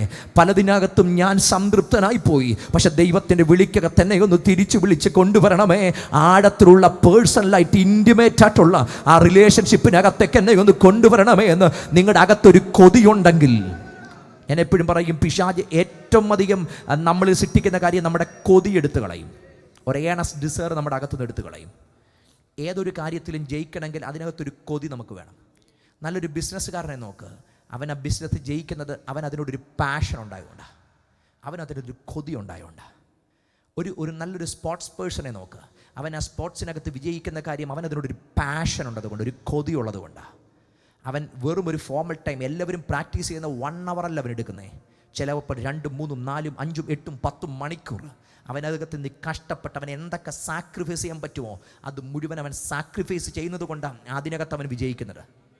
അവന് ഇഷ്ടപ്പെട്ട ഭക്ഷണം അവൻ സാക്രിഫൈസ് ചെയ്യും, അവന് ഇഷ്ടപ്പെട്ട പല സ്ഥലങ്ങളും അവൻ സാക്രിഫൈസ് ചെയ്യും, ഇഷ്ടപ്പെട്ട സമയങ്ങൾ അവൻ സാക്രിഫൈസ് ചെയ്യും. ഇത് സാക്രിഫൈസ് ചെയ്യുന്നത് കൊണ്ടാണ് അവൻ അതിനകത്ത് വിജയിക്കുന്നത്. ആത്മീയജീവിതത്തിനകത്ത് വിജയിക്കാനും കുറുക്കുവഴിയില്ല. ഇതിനകത്തൊരു ഇന്നർ പാഷൻ നമ്മുടെ അകത്തുണ്ടാകട്ടെ. ഈ പ്രാർത്ഥനയ്ക്ക് വരുന്ന 7 ദിവസത്തിൽ 2 മണിക്കൂർ വരുന്ന പാഷൻ അല്ല ഞാൻ പറഞ്ഞേ. പ്രാർത്ഥനയ്ക്ക് വരുന്ന മണിക്കൂറിനകത്ത് 2 മണിക്കൂർ വരുന്ന പാഷൻ അല്ല, അല്ലെങ്കിൽ ഈ ഒരു സ്പിരിച്വൽ അറ്റ്മോസ്ഫിയറിനകത്ത് നമുക്ക് വരുന്ന പാഷനല്ല. ഇത് കഴിഞ്ഞ് പുറത്തു പോകുമ്പോഴും എൻ്റെ അകത്ത് ഈ ആത്മാവിൽ ഒരു പാഷൻ എൻ്റെ അകത്തുണ്ടോ, ഒരു കൊതി എൻ്റെ അകത്തുണ്ടോ, എൻ്റെ അകത്ത് ആ ദൈവത്തെ അനുഭവിക്കാനുള്ള ആഗ്രഹം എൻ്റെ അകത്ത് ഉണരുന്നുണ്ടോ, വർദ്ധിക്കുന്നുണ്ടോ, നിങ്ങൾ റൈറ്റ് ട്രാക്കിലാണ്. എന്നാൽ നിങ്ങളുടെ മനസ്സിനകത്ത് ഒരു വല്ലാത്ത സാറ്റിസ്ഫാക്ഷൻ എൻ്റെ അകത്ത് വിതച്ചിട്ടുണ്ടെങ്കിൽ ഉറപ്പാണ് അത് വിതച്ചത് ദൈവമല്ല, അത് വിതച്ചത് പിശാചാ. നമ്മൾ പോലും അറിയാതെ നമ്മുടെ മനസ്സിനകത്തൊരു സംതൃപ്തി ഇട്ട് തന്നു. ഇനി ഒന്നും വേണ്ട, ഇനി ഒട്ടും വളരണ്ട, ഇത്രയും മതി, ഇങ്ങനൊക്കെ മതി, ഈ ഒരു ജീവിതം ഇങ്ങനെ അങ്ങ് പോയാൽ മതി. ഉറപ്പാണ് ഇത് വിതച്ചത് പിശാച. കാരണം ദൈവം ആഗ്രഹിക്കുന്നത് നിങ്ങൾ അവിടുത്തെ സാന്നിധ്യത്തെ കൂടുതൽ അറിഞ്ഞും അനുഭവിച്ചും ക്രിസ്തു എന്ന തലയോളം ഓരോ ദിവസവും വർദ്ധിക്കുന്ന അനുഭവം സ്വർഗം ആഗ്രഹിക്കുന്നെങ്കിൽ, നിങ്ങൾ വളരാൻ ദൈവം ആഗ്രഹിക്കുന്നെങ്കിൽ, നിങ്ങൾ കർത്താവിനെ കൂടുതൽ അറിയാൻ ദൈവം ആഗ്രഹിക്കുന്നെങ്കിൽ, ആത്മാവിൻ്റെ അനുഭവങ്ങൾക്കകത്തേക്ക് നിങ്ങൾ ഇറങ്ങാൻ ആഗ്രഹിക്കുന്നെങ്കിൽ, ആത്മാവിനെ രുചിച്ചറിയാൻ ദൈവം ആഗ്രഹിക്കുന്നെങ്കിൽ, ആത്മാവിൻ്റെ നൽവരങ്ങൾ പ്രാപിച്ച് അതിനെ ഓപ്പറേറ്റ് ചെയ്യാൻ ദൈവം ആഗ്രഹിക്കുന്നെങ്കിൽ, ഇതൊന്നും നിങ്ങളെ അനുഭവിക്കാൻ കഴിയാതെ അകത്ത് സംതൃപ്തി ഇട്ടിരിക്കുന്നത് ഇത് വിതച്ചത് മറ്റാരുമല്ല, ഇത് വിതച്ചത് പിശാചിന്റെ കള വിതക്കപ്പെട്ടിരിക്കുക. അങ്ങനെയെങ്കിൽ ഉപവാസ പ്രാർത്ഥനകൾക്കകത്ത് സംഭവിക്കേണ്ടത് എൻ്റെ മനസ്സിനകത്തിട്ടിരിക്കുന്ന ഇങ്ങനെയുള്ളൊരു ഫാൾസ് സാറ്റിസ്ഫാക്ഷൻ അത് വലിച്ചു കളഞ്ഞ്, ഈ ഒരു വല്ലാത്ത സാറ്റിസ്ഫാക്ഷൻ വലിച്ചു കളഞ്ഞിട്ട്, കർത്താവേ എൻ്റെ അകത്തൊരു കൊതി തരണമേ, എൻ്റെ അകത്തൊരു കൊതി തരണമേ, ഒരു ഡീപ് ഡിസൈർ എൻ്റെ അകത്ത് തരണമേ, എൻ്റെ അകത്ത് ആഴത്തിൽ ഒരു ആഗ്രഹം തരണമേ, വളരാൻ ഒരു കൊതി, തിരു സാന്നിധ്യത്തെ എക്സ്പീരിയൻസ് ചെയ്യാൻ ഒരു കൊതി, അങ്ങയുടെ മഹത്വത്തെ എൻകൗണ്ടർ ചെയ്യാൻ ഒരു കൊതി, പരിശുദ്ധാത്മാവിനെ ആഴത്തിൽ അനുഭവിക്കാൻ ഒരു കൊതി എൻ്റെ ആഴത്തിൽ തരണമെന്ന് അകത്ത് ആഗ്രഹിക്കുന്നെങ്കിൽ, നിങ്ങളുടെ ലൈഫ് ചേഞ്ചിങ് ആയിട്ട് ഈ ദിവസങ്ങൾ മാറുമെന്ന് വിശ്വസിക്കുന്നവരുണ്ടെങ്കിൽ അകത്ത് കൊതിച്ച് അങ്ങനെ ഒന്ന് പ്രാർത്ഥിച്ചു തുടങ്ങട്ടെ. ഇത് ചില തിരിവിന്റെ ദിവസങ്ങളാക്കി മാറ്റാൻ ദൈവത്തിന് കഴിയും. വിശ്വസിക്കുന്ന ജനത്തിന്മേൽ ഇന്ന് പകൽ അങ്ങനെയുള്ള ദൈവകരം വ്യാപരിക്കട്ടെ. ചില തിരിവുകളുടെ പകല ഇന്ന് പകൽ മാറട്ടെ, ചില തിരിവുകളുടെ പകല ഇന്ന് പകൽ മാറട്ടെ. ലൈഫിന്റെ ചില മേഖലകൾ തിരിവുകളുടെ പകലായി മാറട്ടെ. പ്രാർത്ഥിച്ചേ. ചില തിരിവുകളുടെ പകല ഇന്ന് പകൽ മാറട്ടെ, ചില ദൈവപ്രവൃത്തിയുടെ പകല ഇന്ന് പകൽ മാറട്ടെ.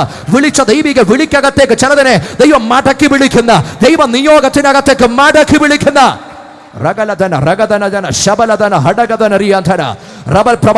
വ്യാപരിക്കുന്ന ദൈവശക്തിക്ക് നന്ദി പറഞ്ഞ് ജനം ഒരുമിച്ച് ദൈവത്തിന്റെ മഹത്വം എടുത്തു തുടങ്ങുക. ചില മേഖലകൾ തിരിവുകളുടെ പകലായി ഇന്ന് പകൽ മാറുക, തിരിവുകളുടെ പകലായി മാറുക. ദൈവ സാന്നിധ്യത്തിലേക്ക് സ്വർഗം നിങ്ങളെ തിരിച്ചു കൊണ്ടുവരുന്ന അടകജന റബദന ജന റബദന സന വലിയൊരു പരിശുദ്ധാത്മാവിന്റെ ആഴമായ ഇടപെടൽ ഇന്ന് പകൽ ഈ ജനത്തിന്മേൽ വ്യാപരിക്കുക. ദൈവത്തിന്റെ ഇടപെടൽ ഈ ജനത്തിന്മേൽ വ്യാപരിക്കുക. ചിലതിനെ ദൈവം തിരിച്ചു വിളിക്കുക, ചിലതിനെ ദൈവം തിരിച്ചു വിളിക്കുക, ചിലതിനെ മാറ്റിക്കൊണ്ടുവന്ന് ദൈവം വ്യക്തമായി സംസാരിക്കുന്ന ദൈവ സംസാരത്തിന്റെ ദൈവിക ഇടപെടലിന്റെ പകലുകളായി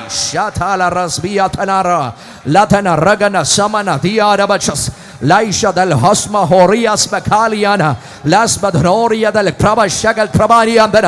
ചലിക്കട്ടെ ദൈവാത്മാവ് ഇന്ന് പകൽ ഈ ജനത്തിനു വേണ്ടി ചലിക്കട്ടെ.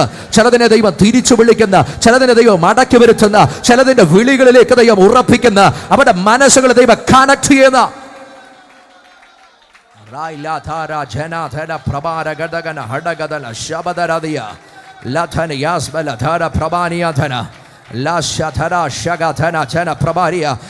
പ്രാർത്ഥനയിൽ ഇന്ന് പകൽ അസാധാരണമായ പരിശുദ്ധാത്മാവിന്റെ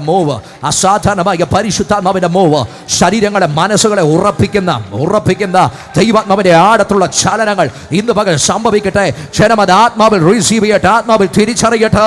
ജീവിതത്തെ തിരിക്കുന്ന ദൈവത്തിന്റെ ആത്മാവിന്റെ പരിവർത്തനം.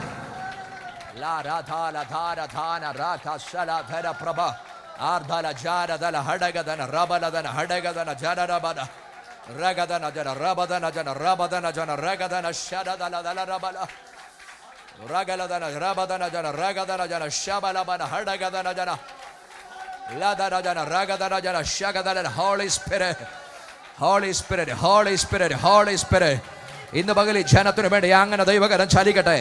ചില വിളിക്കകത്തേക്ക് ദൈവം ചിലതിനെ മടക്കി കൊണ്ടുവരണം. ദൈവമിട്ട താലതുകൾ, ദൈവമിട്ട കൃപകൾ, അത് പലതും ഒരു വല്ലാത്ത സംതൃപ്തിക്കകത്തേക്ക് ഒതുക്കി വെച്ചിരിക്കുന്ന ചിലതിനെ ദൈവം മടക്കി വിളിക്കുന്ന സാന്നിധ്യത്തിനകത്തേക്ക് തിരിച്ച് കണക്ട് ചെയ്യുന്ന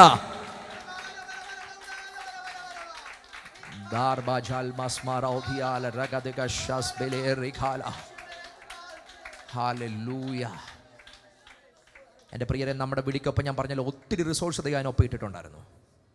നമ്മൾ ഈ റിസോഴ്സ് ഒന്നും കാണാതാണ് നമ്മുടെ മനസ്സിനകത്ത് പിശാച് വല്ലാത്ത സംതൃപ്തി തന്നത്. ഒരു പക്ഷേ നിങ്ങളെന്ന വ്യക്തിയിൽ ദൈവം ഇട്ടിരുന്ന പൊട്ടൻഷ്യൽ പുറത്തു വന്നിരുന്നെങ്കിൽ, നിങ്ങളെ വ്യക്തിയിൽ ദൈവം ഇട്ടിരുന്ന ദൈവിക നിയോഗങ്ങൾ പുറത്തു വന്നിരുന്നെങ്കിൽ, നിങ്ങളൊരു മഹാത്ഭുതമായി മാറിയനെ. അതിൻ്റെ ഒരു ചെറിയ ഗ്ലിംസുകൾ നിങ്ങളുടെ ലൈഫിൽ ഇന്നലെ എപ്പോഴയോ നിങ്ങളൊക്കെ കണ്ടിട്ടുള്ളവരാ, അനുഭവിച്ചിട്ടുള്ളവരാ. അതിന് ചില മണിക്കൂറുകൾ, സ്പർശനങ്ങൾ നിങ്ങളുടെ ലൈഫിനകത്ത് വെളിപ്പെട്ടിട്ടുള്ളവരാ.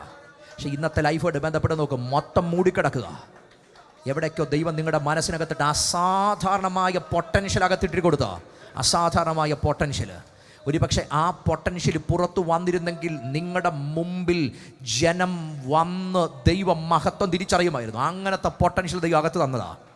നിങ്ങൾ പറയുന്നൊരു വാക്കിനകത്ത് തന്നെ വ്യാപരിക്കുന്ന ദൈവിക അനുഭവങ്ങൾ നിങ്ങൾ ടേസ്റ്റ് ചെയ്തിട്ടുള്ളതാ. പക്ഷേ ഈ പൊട്ടൻഷ്യലിനെയാണ് എവിടേക്കോ മൂടപ്പെട്ടു പോയത്. ഇതിനെ പുറത്തു കൊണ്ടുവരാൻ കഴിയാതെ എവിടേക്കോ മറഞ്ഞു പോയത്. ദൈവ വ്യവസ്ഥിതിക്കകത്ത് സമർപ്പിക്കാൻ കഴിയാതെ പലപ്പോഴും വിളിക്ക് വെളിയിൽ കൊണ്ടുവന്ന അവിടെ ഇട്ട് പലതിനകത്തും എന്നെ സ്ക്വീസ് ചെയ്ത് കളഞ്ഞു. ഇവിടെ അധികം വിളിക്കുന്നത് മടങ്ങി വരണം. ഈ കാലത്ത് കർത്താവ് എൻ്റെ അകത്ത് തന്നൊരു നിയോഗം, ഏറ്റവും ഗൗരവമായ നിയോഗം. നമ്മളിൽ വിളിയുള്ളവർ ആ വിളി തിരിച്ചറിഞ്ഞ് കർത്താവുമായിട്ട് ബന്ധപ്പെടട്ടെ. എല്ലാ സംഘടനകൾക്കപ്പുറത്തേക്ക്, സാഹചര്യങ്ങൾക്കപ്പുറത്തേക്ക് വിളിയുമായിട്ട് ജനം കണക്റ്റ് ആകട്ടെ. ഈ വിളിയുമായിട്ട് കണക്റ്റ് ആയാലേ നമ്മളിലൂടെ ദൈവപ്രവൃത്തി വെളിപ്പെടത്തുള്ളൂ. വിളിയുമായി കണക്റ്റ് ആയാലേ നമ്മളിലൂടെ ദൈവപ്രവൃത്തി വെളിപ്പെടത്തുള്ളൂ. എപ്പോൾ വിളിയുമായിട്ട് കണക്റ്റ് ആകുമോ അവിടെ തൊട്ട് ലൈഫിൻ്റെ പുത്തൻ ഫേസാണ്. പിന്നെ അവിടെ പോസിബിലിറ്റി ഒന്നുമില്ല, പിന്നെ അവിടെ സാധ്യതയൊന്നുമില്ല, പിന്നെ അവിടെ ശതമാനക്കണക്കൊന്നുമില്ല, പിന്നെ അവിടെ ദൈവം മാത്രമേ ഉള്ളൂ. നിങ്ങൾ വിളിയുമായിട്ട് കണക്റ്റ് ആകുമ്പോൾ പിന്നെ നിങ്ങളുടെ വിളിക്കകത്തുള്ള എല്ലാ ബെനിഫിറ്റും നിങ്ങൾ അനുഭവിച്ചു തുടങ്ങും. വിളിയിലുള്ളത് മാത്രമേ നിങ്ങൾ അനുഭവിക്കത്തുള്ളൂ. അതുവരെ നിങ്ങളെ നടത്തിയൊരു സാധ്യതകളാണെങ്കിൽ വിളി തിരിച്ചറിയുന്ന ഒരുവനെ നടത്തുന്നത് സാന്നിധ്യമാണ്. ഇന്ന് പകരം ഞാൻ നിങ്ങളോട് പറയുന്ന പ്രധാനപ്പെട്ട ദൈവിക ദൂത്, വിളിയുമായിട്ട് കണക്റ്റ് ആകട്ടെ. മോശ ദൈവവുമായിട്ട് ഹൃദയപരമായിട്ട് സംസാരിച്ചു, തീർന്നില്ല. എനിക്ക് ആ മോശയിൽ കണ്ട ഏറ്റവും പ്രധാനപ്പെട്ട കാര്യം, തൻ്റെ വിളി എവിടാണെന്ന് തനിക്ക് നല്ല ബോധ്യമുണ്ട്. അവിടെ ആ മനുഷ്യൻ പറഞ്ഞൊരു കാര്യമുണ്ട്. 12-ാമത്തെ വാക്യം, മോശ യഹോവയോട് പറഞ്ഞത് വായിച്ചോ.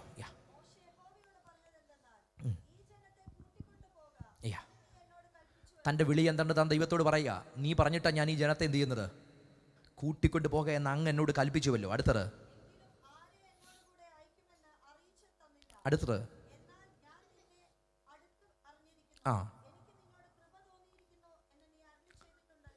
ദൈവത്തിൻ്റെ അവനോടുള്ള അല്ലെങ്കിൽ ആ ഉറപ്പ് അവൻ ദൈവത്തിന് മുമ്പിൽ പിന്നെ ഓർപ്പിക്കുക. നീ എന്നെ അടുത്തറിഞ്ഞിരിക്കുന്നു. എൻ്റെ കൂടെ ആരൊക്കെ ഉണ്ടെന്നുള്ളത് നീ എന്നോട് പറഞ്ഞില്ല, പക്ഷെ നീ എന്നെ അടുത്തറിഞ്ഞിരിക്കുന്നു. എന്നിട്ട് പറഞ്ഞു, എനിക്ക് നിന്നോട് കൃപ തോന്നിയിരിക്കുന്നു എന്ന് അങ്ങ് അരുളി ചെയ്തിരിക്കുന്നല്ലോ. ദൈവം തന്നോട് പറഞ്ഞു, എനിക്ക് നിന്നോട് കൃപ തോന്നിയിരിക്കുന്നു, ഞാൻ നിന്നെ അടുത്തറിഞ്ഞിരിക്കുന്നു.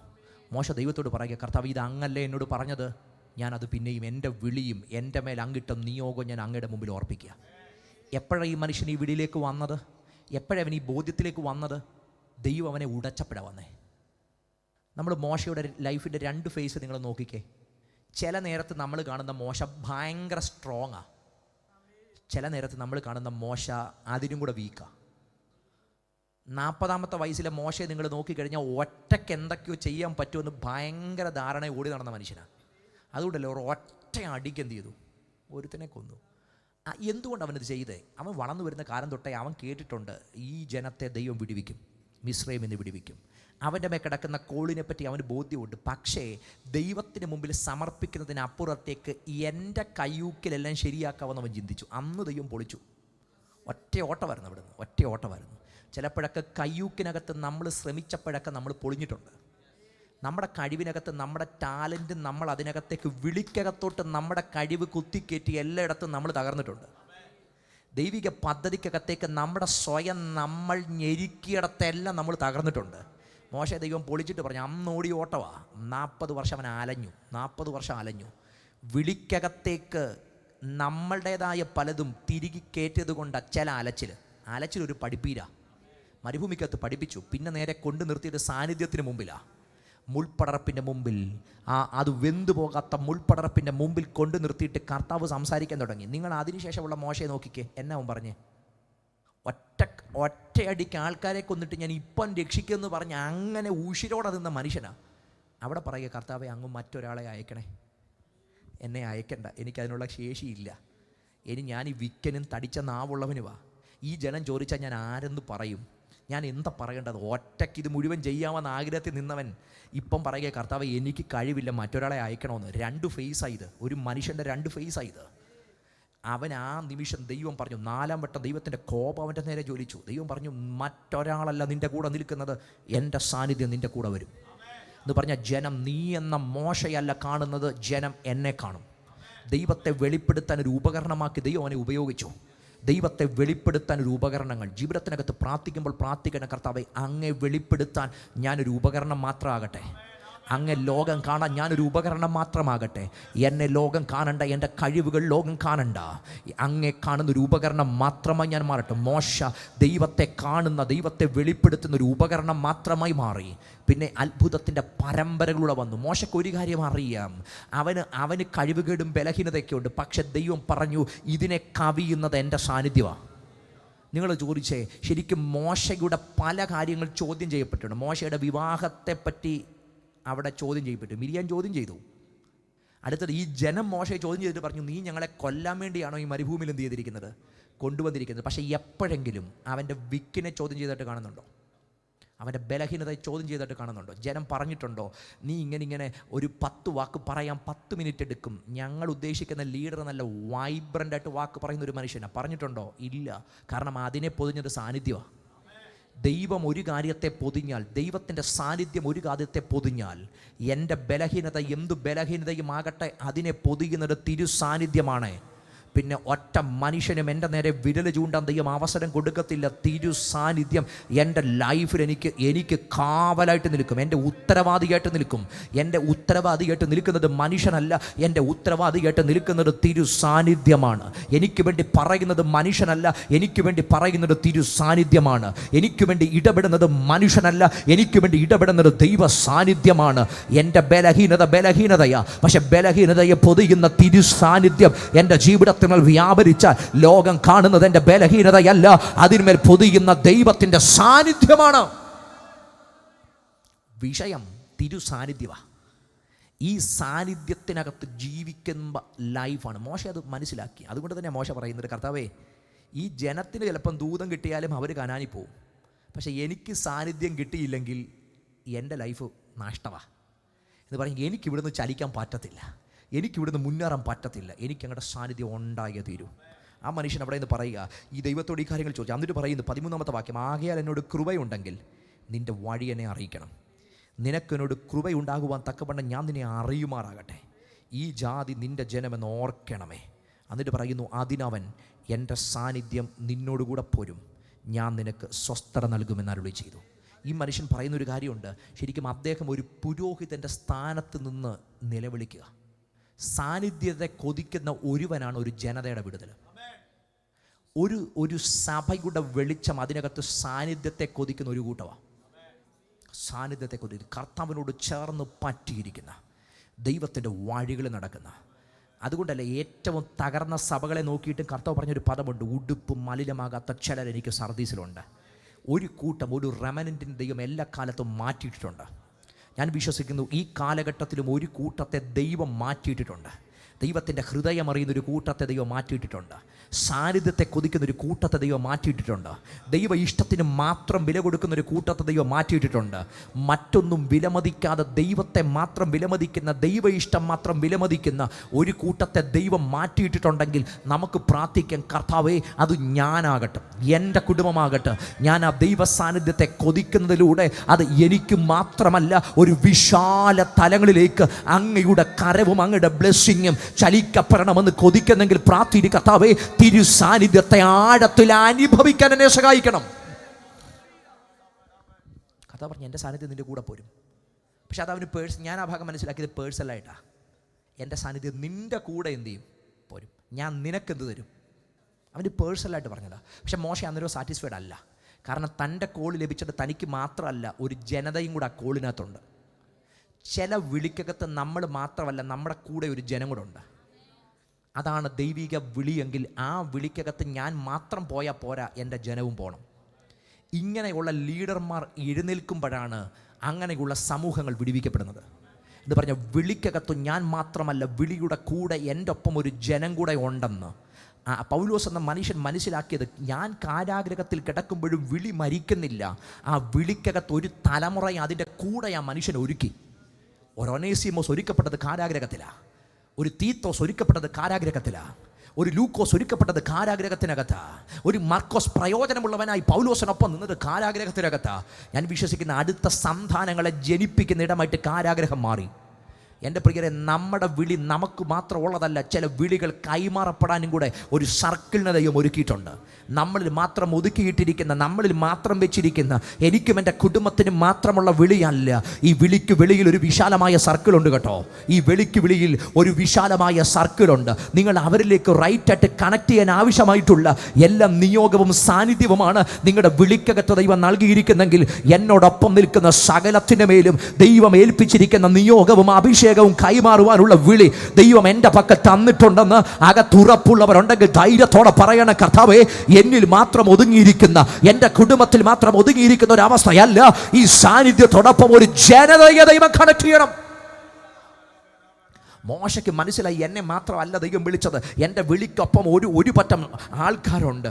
എന്നിട്ട് ഈ ദൈവത്തോട് തിരിച്ച് ഈ മനുഷ്യൻ പറയുന്ന ഒരു കാര്യമുണ്ട്. അവനവനോട് തിരുസാന്നിധ്യം എന്നോട് കൂടെ പോരുന്നില്ല എങ്കിൽ ഞങ്ങളെ ഇവിടെ നിന്ന് പുറപ്പെടുവിക്കരുത്. മോശ പറഞ്ഞ്, കർത്താവേ പോവുകയാണെങ്കിൽ ഞാൻ ഒറ്റയ്ക്ക് പോകത്തില്ല, ഞാൻ പോവുകയാണെങ്കിൽ ഈ ജനത്തോടൊപ്പം പോകും. അങ്ങ് ഈ ജനത്തോടൊപ്പം വരുന്നത് മാത്രം, അതുവരെ ഞാനിവിടെ വെയിറ്റ് ചെയ്യും. അവൻ ആ കൂടാരത്തിനകത്ത് വെയിറ്റ് ചെയ്യുക. ദൈവത്തിൽ നിന്നൊരു മറുപടി അവന് കിട്ടണം. ദൈവത്തിൻ്റെ മുൻഭാഗത്തിൽ ഞാൻ അബ്രഹാമിനെ ലോത്തിൻ്റെ കേസിൽ ഇത് തന്നെയല്ലേ കാണുന്നത്. ദൈവത്തിൻ്റെ ഒരു മറുപടി വരെ അവൻ ആ സാന്നിധ്യത്തെ കൃത്യമായിട്ട് കണക്ട് ചെയ്ത് നിൽക്കുക. പിന്നെയും അവൻ ദൈവത്തോട് പറയുക, എന്നോടുകൂടെ എന്നോടും നിൻ്റെ ജനത്തോടും കൃപയുണ്ടെന്നുള്ളത് ഏതിനാൽ അറിയും? അടുത്തത്, നീ ഞങ്ങളോടുകൂടെ പോരുന്നതിനാലല്ലയോ? അങ്ങനെ ഞാനും നിൻ്റെ ജനവും ഭൂതലത്തിലുള്ള സകല ജാതികളിലും വെച്ച് വിശേഷതയുള്ളവരായിരിക്കുമെന്ന് പറഞ്ഞു. താൻ പറയുകയാണ്, എന്താ ഞങ്ങളുടെ വിശേഷത? എന്താ ഇസ്രായേലിൻ്റെ വിശേഷത? എന്താ ഈ ജനത്തിൻ്റെ വിശേഷത? ഒറ്റ കാര്യം, അങ്ങ് ഞങ്ങളുടെ കൂടെ വരുന്നതാണ്. ആ ജനത്തെ നോക്കിയിട്ടാണ് പ്രാകാൻ നിന്നവനും അവിടെ നിന്ന് പറഞ്ഞു, ഇതാ തനിച്ചു പാർക്കുന്ന ഒരു ജനം, ജാതികളുടെ കൂട്ടത്തിൽ എണ്ണപ്പെടുന്നില്ല എന്ന് പറഞ്ഞാൽ വിരിഞ്ഞു നിൽക്കുന്ന ദൈവത്തിൻ്റെ മേഘവും ദൈവ സാന്നിധ്യവും ആ ജനതയെ മൂടി നിൽക്കുന്നത് കണ്ടപ്പം ജാതീയ പ്രവാചകനും മനസ്സിലായി, ഇവൻ ഒരു സാധാരണ മനുഷ്യനല്ല, ഇതൊരു സാധാരണ കൂട്ടമല്ല. ദൈവ സാന്നിധ്യം ആ ജനത്തിൻ്റെ നടുവിലുണ്ട്. ജാതീയ പ്രവാചകൻ അത് മനസ്സിലായെങ്കിൽ, ജാതീയ പ്രവാചകനായ ബിലയാമൻ അത് മനസ്സിലായെങ്കിൽ, ഒരൊറ്റ കാര്യം അടയാളപ്പെടുന്നത്, ജനത്തിൻ്റെ നടുവിൽ ദൈവ സാന്നിധ്യമുണ്ട്. മറ്റുള്ള ജാതികളിൽ നിന്ന് നമ്മുടെ വിശേഷത എന്താ? മറ്റുള്ള ജനങ്ങളിൽ നിന്ന് നമ്മുടെ തനിമ എന്താ? ഇവിടെ വ്യാപരിക്കുന്ന ദൈവ സാന്നിധ്യമല്ലേ? ഇവിടെ വ്യാപരിക്കുന്ന ദൈവിക അനുഭവങ്ങളല്ലേ? ഞാൻ ചോദിക്കട്ടെ, നമ്മുടെ കൂട്ടത്തെ മറ്റുള്ളവരിൽ നിന്ന് വ്യത്യാസപ്പെടുത്തി നിർത്തിയ കാര്യം എന്തായിരുന്നു? ദൈവ സാന്നിധ്യം ഇതിനകത്തുണ്ടെന്നുള്ളതാണ്. അന്നും വിശാല സൗകര്യങ്ങളുള്ള പലയിടത്തു നിന്നും ജനം ഇതിനകത്ത് വന്നതിന് ഒറ്റ കാരണമുള്ളായിരുന്നു, ഇതിനകത്ത് ദൈവ സാന്നിധ്യമുണ്ട്. എന്ന ദൈവ സാന്നിധ്യത്തിന് നമ്മൾ വെളിയിൽ പോകുമ്പം മറ്റുള്ള ജനതകളെ ദൈവം ഉണർത്തിക്കൊണ്ടിരിക്കുക. ഞാനിപ്പോഴും പറയും, നമ്മളെ ദൈവം വിളിച്ചു കൊണ്ടുവന്നത് മതങ്ങൾക്കകത്തുനിന്ന് പുറത്തു വന്ന് മറ്റൊരു മതം സ്ഥാപിക്കാനല്ല ദൈവം നമ്മെ വിളിച്ചത്. മതത്തിനകത്തുനിന്ന് ദൈവം വിളിച്ച് നമ്മളെ പുറത്തു കൊണ്ടുവന്നത് ബന്ധത്തിനകത്തേക്ക് വളരാൻ വേണ്ടിയാണ്. ദൈവിക ബന്ധത്തിനകത്ത് ദൈവസഭം റിലീജിയൻ അല്ല, ഇതൊരു ജീവൽ ഘടകമാണ്. ഇതൊരു ലിവിങ് ഓർഗാനിസമാണ്. ഇതിനകത്ത് ജീവനുണ്ട്, ഇതിനകത്ത് ജീവൻ പങ്കുവെക്കപ്പെടും. ഇതിനകത്തുള്ളവരുടെ മേൽ ജീവനുണ്ട്, ഇതിനകത്ത് വരുന്നവരുടെ മേൽ ജീവൻ കൈമാറപ്പെടും. അങ്ങനെ കൈമാറപ്പെടുമ്പോഴാണ് ഇത് സഭയാകുന്നത്. അല്ലെങ്കിൽ ഇത് സംഘടന മാത്രമായി നിൽക്കും. സംഘടനയ്ക്കകത്ത് ജീവനില്ല. കുറേ കാലം കഴിയുമ്പോൾ സംഘടനകളുടെ ജീവൻ കിട്ടും. പക്ഷേ സംഘടനകൾക്ക് അപ്പുറത്തേക്ക് സഭ എന്ന ദൈവവ്യവസ്ഥയ്ക്കകത്ത് ജീവനുണ്ട്. സഭ എന്ന ദൈവവ്യവസ്ഥയ്ക്കകത്ത് ജീവനുണ്ട്. കാരണം സഭയുടെ നാഥൻ ഒരു മനുഷ്യനല്ല, സഭയുടെ ഫൗണ്ടർ ഒരു മനുഷ്യനല്ല. ഞാൻ എൻ്റെ സഭയെ പണിയും, പാതാള ഗോപുരങ്ങൾ അതിനെ ജയിക്കത്തില്ലെന്ന് പറഞ്ഞ് പാതാള ഗോപുരങ്ങൾക്ക് വെല്ലാൻ കഴിയാത്ത അസാധാരണ അധികാരമുള്ള ആ സഭയുടെ നാഥൻ്റെ കരം ചലിക്കുന്ന ഇടമാ ദൈവസഭകളെങ്കിൽ നമ്മൾ ഇതിനകത്തായിരിക്കുന്നെങ്കിൽ ഈ ദൈവസഭയ്ക്കകത്തൊരു ദൈവത്തിൻ്റെ ജീവനുണ്ട്. ദൈവസഭകൾക്കകത്തൊരു ദൈവത്തിൻ്റെ അധികാരമുണ്ട്. ജീവൻ ഉള്ള, ജീവൻ പങ്കുവെക്കുന്ന, ജീവന്റെ നിറവുള്ള, ജീവന്റെ വർധനയുള്ള, ജീവന്റെ പകർച്ചയുള്ള, ജീവന്റെ ഉറപ്പുള്ള ഇടമാണ് ദൈവസഭ. ദേശത്തെങ്ങനെ ദൈവസഭകൾ വളരുന്നത്, ദേശത്തെങ്ങനെ ദൈവസഭകൾ വർദ്ധിക്കുന്നത്, ആ ദൈവസഭ ജീവൻ കൊടുക്കുമ്പോഴാണ് ദേശത്ത് ദൈവസഭ വളരുന്നത്. നിങ്ങൾ നോക്കിക്കോ, എല്ലാ മൂവ്മെന്റുകളും നോക്കിക്കോ, അവിടെ നിന്ന് ജീവൻ പുറപ്പെട്ടുകൊണ്ട് മാത്രം ആ മൂവ്മെന്റ് നിലനിന്നേ. ഉണർവുകളുടെ നാട്ടിലല്ലേ ഇത്? ഉണർവുകളുടെ നാടല്ലേ ഇത്? എങ്ങനെ ഈ ഉണർവുകൾ സംഭവിച്ചത്? ഒരുവൻ നിന്ന് ഒരുവനിലേക്ക് ജീവൻ കൈമാറിയത് കൊണ്ടാണ്. ഒരുവൻ നിന്ന് ഒരുവനിലേക്ക് ജീവൻ കൈമാറിയത് കൊണ്ടാണ്.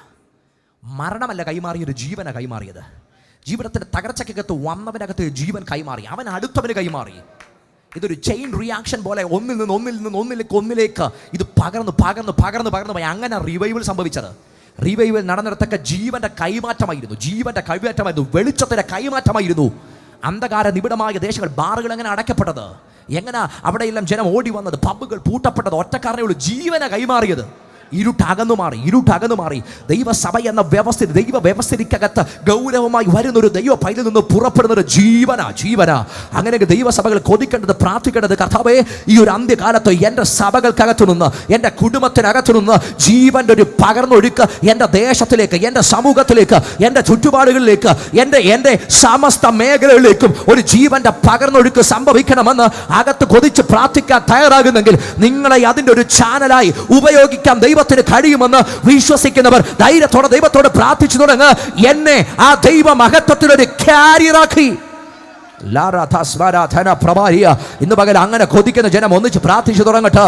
ഒരു ജീവന്റെ കൈമാറ്റം, ഒരാത്മീക ജീവന്റെ കൈമാറ്റം, ഒരു ദൈവിക ജീവന്റെ കൈമാറ്റം എന്റെ ലൈഫിനകത്തൂടെ വെളിപ്പെടുത്തണം, എന്റെ കുടുംബത്തിനകത്തൂടെ വെളിപ്പെടുത്തണം. തിരു സാന്നിധ്യത്തോട് ചേർന്ന് നിന്ന് ഒരു ദൈവിക ജീവന്റെ കൈമാറ്റം.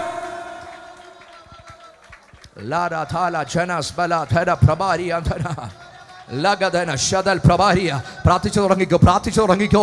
അങ്ങനെ ഒരു ജീവന്റെ കൈമാറ്റം ഞങ്ങളിലേക്ക്, ആ ജീവന്റെ ഒരു കൈമാറ്റം ഞങ്ങൾ ഇന്ന് പുറപ്പെടട്ടെ. ആ ജീവന്റെ ഒരു വ്യാപാരം ഞങ്ങൾ ഇന്ന് പുറപ്പെടട്ടെ. ഞങ്ങൾ ജീവൻ പ്രാപിക്കട്ടെ, ഞങ്ങളിൽ വരുന്നവർ ജീവൻ പ്രാപിക്കട്ടെ, ഞങ്ങൾ ഇന്ന് ജീവൻ പങ്കുവെക്കപ്പെടട്ടെ.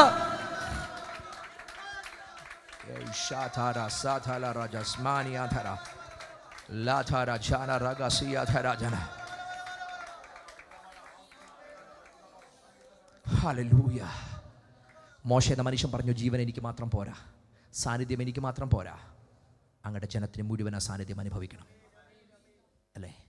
എനിക്ക് മാത്രം ആ ജീവൻ പോരാ. സ്കോട്ട്ലാൻഡിൽ ഒരു മനുഷ്യൻ പ്രാർത്ഥിച്ചല്ലേ, give me Scotland or I will die. അങ്ങനെ എനിക്ക് സ്കോട്ട്ലാൻഡ് തരണം, അല്ലെങ്കിൽ എനിക്ക് മാത്രം ജീവൻ തരാനല്ല പറഞ്ഞത്. ദൈവമേ എന്നെ മാത്രം ഉണർത്തണമെന്നല്ല പറഞ്ഞത്, എൻ്റെ ദേശത്തെ കൂടെ ഉണർത്തണം. നമ്മോടൊപ്പം ഒരു ജനതയുണ്ട് കേട്ടോ, നമ്മളെല്ലാവരും മിനിസ്റ്റേഴ്സാണ് കേട്ടോ. ഒരാളുടെ മേൽ മാത്രമല്ല വിളി കിടക്കുന്നേ, എല്ലാവരുടെ മേലും വിളി കിടപ്പുണ്ട്. നമ്മൾ മാത്രമല്ല, നമ്മളോടൊപ്പം ഒരു പറ്റം ജനം വിടുവിക്കപ്പെടണം. നമ്മുടെ ഒരു വാക്കിന് കൊതിക്കുന്നവർ നമ്മുടെ അടുക്കുണ്ട് കേട്ടോ. ഒറ്റ വാക്ക് പറഞ്ഞാൽ മതി, ജീവൻ കൈമാറുന്നവർ നമ്മുടെ ഇടയിലുണ്ട്. നമ്മൾ കാണുന്ന വെൽ സെറ്റപ്പുള്ള പലരും ആന്തരികമായിട്ട് തകർന്നു കിടക്കുന്നവരുണ്ട്. ലിറ്ററലി ഒരു പ്രതീക്ഷയുമില്ലാത്തത്. കോട്ടയത്തിനടുത്ത് മധ്യതിരുവിതാംകൂറിലെ ഏറ്റവും അനുഗ്രഹിക്കപ്പെട്ടൊരു കുടുംബത്തിൽ ഉള്ളൊരു ചെറുപ്പക്കാരൻ. ഞാൻ ഇവിടേക്ക് വരുന്നതിന് ഒരു 2-3 ദിവസങ്ങൾക്ക് പുറകിൽ അവൻ എൻ്റെ അടുക്കൽ വന്നു. ഞാൻ അവനോട് സംസാരിച്ചു. എല്ലാ സെറ്റപ്പും ഉണ്ട്, ഒരു കുഴപ്പമില്ല. പക്ഷേ ജീവിതത്തിനകത്ത് സ്വസ്ഥതയില്ല, സമാധാനമില്ല. അവനോട് പറഞ്ഞൊരു കാര്യമുണ്ട്, പാരമ്പര്യ പെന്തക്കോസ്ത് കുടുംബത്തിനകത്ത് ജനിച്ച് വളർന്നതാണ്. പക്ഷേ ലൈഫിൽ കഴിഞ്ഞ 4 ദിവസമായിട്ട് താൻ അനുഭവിക്കുന്നത് ആത്മഹത്യാ പ്രവണതയ്ക്കകത്ത് നിൽക്കുന്നൊരു ചെറുപ്പക്കാരൻ. 28 വയസ്സ് മാത്രമേ എനിക്ക് പ്രായമുള്ളൂ.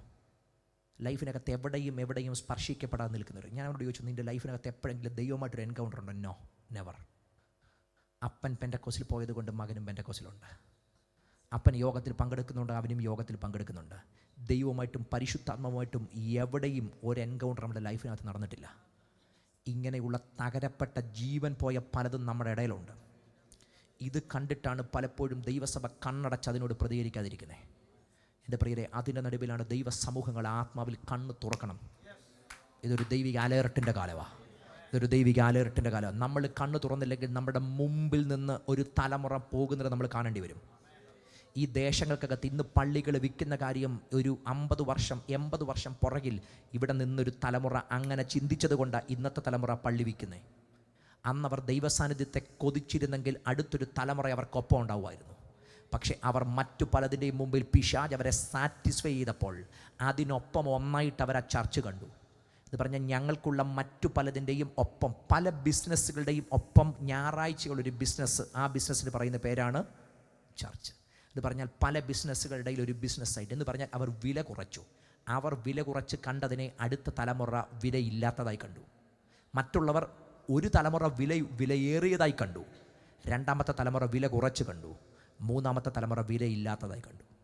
അവസ്ഥ എന്താ? ആദ്യത്തെ തലമുറ വിലയുള്ളതിനെ കൂടുതൽ പരിഗണന കൊടുക്കും, അതിന് പ്രയോറിറ്റി കൊടുക്കും, കൂടുതൽ അതിനകത്ത് നിൽക്കാൻ ആഗ്രഹിക്കും. കാരണം അവർ മനസ്സിലായി ഇത് വിലയുള്ളതാണ്. വില കുറച്ച് കാണുമ്പം വില കുറഞ്ഞതാണെങ്കിൽ പരിഗണന കുറയും, അതിനകത്തുള്ള ബന്ധം കുറയും, അതുമായിട്ടുള്ള എൻ്റെ സഞ്ചാരം കുറയും. ഇനി വിലയില്ലാത്തതാണല്ലോ ചാവറ്റുകൊട്ടയിലെറിയും. എങ്ങനെ വിറ്റത്? വിലയില്ലാത്തതായി കണ്ടുകൊണ്ടാണ്. എങ്ങനെ ഇവിടുന്ന് നാസ്തികവാദത്തിലേക്ക് പോയത്? വിലയില്ലാത്തതായി കണ്ടതുകൊണ്ടാണ്. അങ്ങനെയെങ്കിൽ മടങ്ങി വരേണ്ടത് എവിടേക്ക്? കർത്താവേ, ഇതിനെ ദൈവ സാന്നിധ്യത്തെ വിലയേറിയതായി കണ്ട്, ദൈവിക വ്യവസ്ഥിതികളെ വിലയേറിയതായി കണ്ട്, എനിക്ക് ദൈവം തന്ന വിളിയെ വിലയേറിയതായി കണ്ട്, വിലയേറിയതും അതിമഹത്തമായ വാഗ്ദത്തങ്ങൾ ലഭിച്ചിരിക്കുന്ന ദൈവമക്കൾ നമ്മളിലിട്ടിരിക്കുന്ന വിളിയെ വിലയേറിയതായി കണ്ടുകൊണ്ട് മടങ്ങി വരാൻ തയ്യാറുണ്ടെങ്കിൽ നമ്മെ റെസ്റ്റോർ ചെയ്യാൻ കഴിയുന്ന ഒരു ദൈവമുണ്ട്. ദൈവത്തിൻ്റെ പ്രത്യേകത, നമ്മുടെ ദൈവം റെസ്റ്റോറേഷൻ്റെ ദൈവമാണ്. നമ്മുടെ ദൈവം റെസ്റ്റോർ ചെയ്യുന്ന ദൈവമാണ്. നമ്മുടെ ദൈവം മടക്കി വിളിക്കുന്ന ദൈവമാണ്. നമ്മുടെ ദൈവം മടക്കി വരുത്തുന്ന ദൈവമാണ്. നമ്മുടെ ദൈവം അനുതപിക്കുന്ന ദൈവമാണ്. നമ്മുടെ ദൈവം തിരിച്ചു വരുത്തുന്ന ദൈവമാണ്. ദൈവ സാന്നിധ്യത്തെ വിലയേറിയതായിട്ട് നിങ്ങൾ കാണാൻ തയ്യാറായാൽ ദൈവം പ്രോമിസ് ചെയ്യും, ഞാൻ നിങ്ങളുടെ കൂടെ വരും. അടുത്ത ഭാഗത്ത് ഈ മോശയോട് യഹോവ പറയുന്നൊരു കാര്യം, യഹോവ മോശയോട് നീ പറഞ്ഞതുപോലെ ഈ വാക്ക് ഞാൻ ചെയ്യും. എന്നിട്ട് പറഞ്ഞു, എനിക്ക് നിന്നോട് കരുണ തോന്നിയിരിക്കുന്നു, എനിക്ക് നിന്നോട് കൃപ തോന്നിയിരിക്കുന്നു, ഞാൻ നിന്നെ അടുത്ത് അറിഞ്ഞുമിരിക്കുന്നു എന്ന് അരുളി ചെയ്തു. ശ്രദ്ധിച്ചേ, ഇവിടെ പറയുക എനിക്ക് നിന്നോട് എന്ത് ചെയ്തിരിക്കുക? കൃപ തോന്നിയിരിക്കുക എന്ന് പറഞ്ഞാൽ ഒരു മനുഷ്യൻ മുഖാന്തരം ഒരു ജനതയോട് കൃപ തോന്നിയ ദൈവം നമ്മൾ മുഖാന്തരം നമ്മുടെ ജനതയോട് കൃപ തോന്നും. നമ്മൾ മുഖാന്തരം നമ്മുടെ സഭയോട് ദൈവത്തിന് കൃപ തോന്നും. നമ്മൾ മുഖാന്തരം നമ്മുടെ കുടുംബത്തോട് ദൈവത്തിന് കൃപ തോന്നും. കൃപ തോന്നുന്നൊരു ദൈവമാണ് നമ്മുടെ ദൈവം. എന്നിട്ട് മോശ, എനിക്ക് ഏറ്റവും ഇഷ്ടപ്പെട്ട കാര്യം, മോശ അവിടെ ഒന്നും നിർത്തിയില്ല. അവിടെ പിന്നെയും പറയും, അപ്പോൾ അവൻ നിൻ്റെ തേജസ് എനിക്ക് കാണിച്ചു തരണമേ എന്ന് അപേക്ഷിച്ചു. അവൻ അടുത്ത ലെവലിൽ, നിങ്ങൾ ശ്രദ്ധിച്ചേ, ഇത്ര അടുത്തുള്ള സംവാസം പോരെ? അവൻ്റെ കൂടാരത്തിനകത്ത് ദൈവമകത്ത് ഇറങ്ങി വന്നിട്ട് പറയും, ഒരു സ്നേഹിതനോട് സംസാരിക്കുന്നത് പോലെ ദൈവം എന്ത് ചെയ്യുക? പക്ഷെ അവൻ പറയും, പോരാ കർത്താവേ, എനിക്ക് അങ്ങയുടെ മുഖം എന്ത് ചെയ്യണം? എനിക്ക് അങ്ങയുടെ തേജസ്സിനെ കാണണം, എനിക്ക് അങ്ങയുടെ മഹത്വത്തെ കാണണം. അവൻ ഒരിക്കലും സാറ്റിസ്ഫൈഡ് അല്ല, അവൻ ഒരിക്കലും തൃപ്തനല്ല. നമ്മളൊക്കെ ആയിരുന്നെങ്കിൽ ഇതിൻ്റെ ഒരു വഴിക്കൂടെ പോയാൽ നമ്മൾ പറയും, ഭയങ്കര സന്തോഷം, കർത്താവ് എൻ്റെ അടുക്കൽ എന്ത് ചെയ്തു? ആ ദൈവത്തിൻ്റെ ശബ്ദം കിട്ടും. മോശ പറഞ്ഞു, ഇതിനാലൊന്നും ഞാൻ തൃപ്തനല്ല, എനിക്ക് അങ്ങേ അറിയണം, എനിക്ക് അങ്ങയുടെ മുഖം കാണണം. എന്ത് ലൈഫാണ് അത്? എന്ത് ലൈഫാണ്? ദൈവത്തിൻ്റെ കൂടെ നടക്കുന്ന ജീവിതം, കർത്താവിനൊപ്പമുള്ള വാസം, ദൈവത്തോടൊപ്പമുള്ള നടപ്പ്. ഇതല്ലേ ലൈഫിൻ്റെ ഏറ്റവും വലിയ സിഗ്നേച്ചർ? ഇതല്ലേ ലൈഫിൻ്റെ ഏറ്റവും വലിയ ഉറപ്പ്? കർത്താവിൻ്റെ ഒപ്പം നടക്കുക. ഈ തലമുറയിൽ എനിക്ക് നിങ്ങളോട് കൈമാറുവാൻ ഒരൊറ്റ മെസ്സേജേ ഉള്ളൂ, കൂടെ നടന്നു തുടങ്ങുക. പലതിനാലും സംതൃപ്തപ്പെട്ട് ആ നടപ്പ് മാത്രം മാറി. നിങ്ങൾ ശ്രദ്ധിച്ചാൽ നമ്മൾ ആ നടപ്പൊഴികെ ബാക്കി എല്ലായിടത്തും നമ്മളുണ്ട്. നമ്മളാകെപ്പാടെ കർത്താവിനെ അറിയുന്നത് യോഗങ്ങളിലായി മാറി. യോഗങ്ങളിലുള്ള അറിവല്ല, നിരന്തരമുള്ള അറിവായി മാറട്ടെ. യോഗങ്ങൾക്കകത്ത് അനുഭവിക്കുന്ന സാന്നിധ്യമല്ല, നിരന്തരം അനുഭവിക്കുന്ന സാന്നിധ്യമായി മാറട്ടെ. ഞാൻ പോകുന്ന എല്ലാ വഴികളിലും സാന്നിധ്യം എന്നെ കണക്ട് ചെയ്യട്ടെ. ദൈവ സാന്നിധ്യത്താൽ കണക്ട് ചെയ്യപ്പെടുന്നൊരു ലൈഫ്, ദൈവ സാന്നിധ്യത്താൽ ചലിക്കപ്പെടുന്നൊരു ലൈഫ്. അത് പോകുന്നിടത്തൊക്കെ നിങ്ങൾ കൂടുതൽ വാക്കുകളൊന്നും പറയണ്ട. ഈ മോശയോടൊപ്പം ദൈവ സാന്നിധ്യമുണ്ടെന്ന് അവൻ്റെ കൂടാരത്തിൽ നോക്കിയ ജനത്തിന് മനസ്സിലാകും. കാരണം ദൈവത്തിൻ്റെ മേഘം അവിടെ ഇറങ്ങിക്കിടപ്പുണ്ട്. ദൈവ സാന്നിധ്യം അനുഭവിക്കുന്ന ഒരുവനെപ്പറ്റി ഒത്തിരി വാക്കൊന്നും പറയണ്ട, അവൻ്റെ മുഖത്ത് നോക്കി അറിയാം. അവൻ്റെ മുഖത്ത് ആ ദൈവപ്രകാശമുണ്ട്. അവൻ്റെ മുഖത്ത് ആ ദൈവ തേജസ്സുണ്ട്. അവൻ്റെ വാക്കുകൾക്കത്ത ദൈവ സാന്നിധ്യമുണ്ട്. അവൻ പറയുന്നതിനകത്ത ദൈവ സാന്നിധ്യമുണ്ട്. അവനിലൂടെ പുറപ്പെടുന്ന വചനങ്ങൾ വെറും വചനമല്ല, ആ വചനത്തിനകത്ത് വ്യാപരിക്കുന്ന ഒരു ദൈവശക്തിയുണ്ട്. ഞാൻ പറഞ്ഞത് ദൈവ സാന്നിധ്യം കൂടെ വരുന്ന, ദൈവ സാന്നിധ്യം ക്യാരി ചെയ്യുന്ന ഒരുവൻ്റെ ലൈഫ് ഒരു അത്ഭുതമായി മാറുമെങ്കിൽ നമുക്ക് പ്രാർത്ഥിക്കാം, എനിക്കൊരു മിയർ ക്രിസ്ത്യൻ ലൈഫ് വേണ്ട കർത്താവേ, ഏറ്റവും ജെനുവിനായി ആ സാന്നിധ്യത്തെ ക്യാരി ചെയ്യുന്ന ഒരാത്മീകത എന്നിൽ രൂപപ്പെടണമെന്ന് അങ്ങനെ കൊതിച്ച് പ്രാർത്ഥിക്കാൻ ഇന്ന് പകൽ മനസ്സുണ്ടെങ്കിൽ തിരു സാന്നിധ്യം ചിലതിനെ ഇന്ന് പകൽ കണക്ട് ചെയ്യുക. ചില നഷ്ടപ്പെട്ട ബന്ധത്തിനകത്തു നിന്ന്, നഷ്ടപ്പെട്ട ആത്മീക അവസ്ഥക്കകത്തു നിന്ന് ചിലതിനെ ദൈവം തിരിച്ചു വിളിച്ചിട്ട് ആ സാന്നിധ്യത്തോട് കണക്ട് ചെയ്യുക. മടങ്ങി വരാൻ ദൈവം നമ്മെ വിളിക്കുക. നമ്മൾ വാഹനം ഓടിക്കുന്നവരാ. ഈ വാഹനം ഓടിക്കുന്ന സമയത്ത് രാവിലെ നമ്മൾ വണ്ടി ഒരുപക്ഷെ പുഷ് ബട്ടൺ സ്റ്റാർട്ടാകുന്ന സമയത്ത് അതിൻ്റെ ക്ലസ്റ്ററിനകത്ത് പല സിമ്പലുകളും വരും. ഒരു ദിവസം രാവിലെ ഒരു സിമ്പൽ വന്നു. ആ സിമ്പൽ എൻജിൻ്റെ പടമുള്ള ഒരു സിമ്പലാണ്. നമുക്കിത് കണ്ടാൽ നമുക്ക് നോർമലി മനസ്സിലാകും, ഇത് ആദ്യം ഒന്ന് കത്തി പിന്നെ അത് നിലനിൽക്കാതെ ഇങ്ങനെ കത്തി നിൽക്കുന്നെങ്കിൽ, ബ്ലിങ്ക് ചെയ്യുന്നെങ്കിൽ ഉറപ്പായിട്ടും സർവീസ് സെൻറ്ററിൽ പോകണം എന്നുള്ളത് എനിക്ക് കിട്ടിയൊരു വാണിങ്ങാണ്. പക്ഷേ അന്ന് ഞാൻ അത്രയ്ക്ക് തിരക്കായിരുന്നു. ഞാൻ പറഞ്ഞു, I will deal it tomorrow. നാളെ ഞാൻ എന്ത് ചെയ്തോളാം, ഡീൽ ചെയ്തോളാം.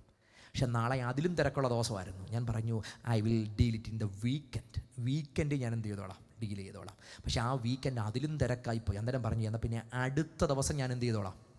10 ദിവസം കഴിഞ്ഞു. പക്ഷെ 11ാമത്തെ ദിവസം ഞാൻ ആ വണ്ടി കയറി. വണ്ടി സ്റ്റാർട്ടാകുന്നില്ല. വണ്ടി ഫ്രീസായിപ്പോയി.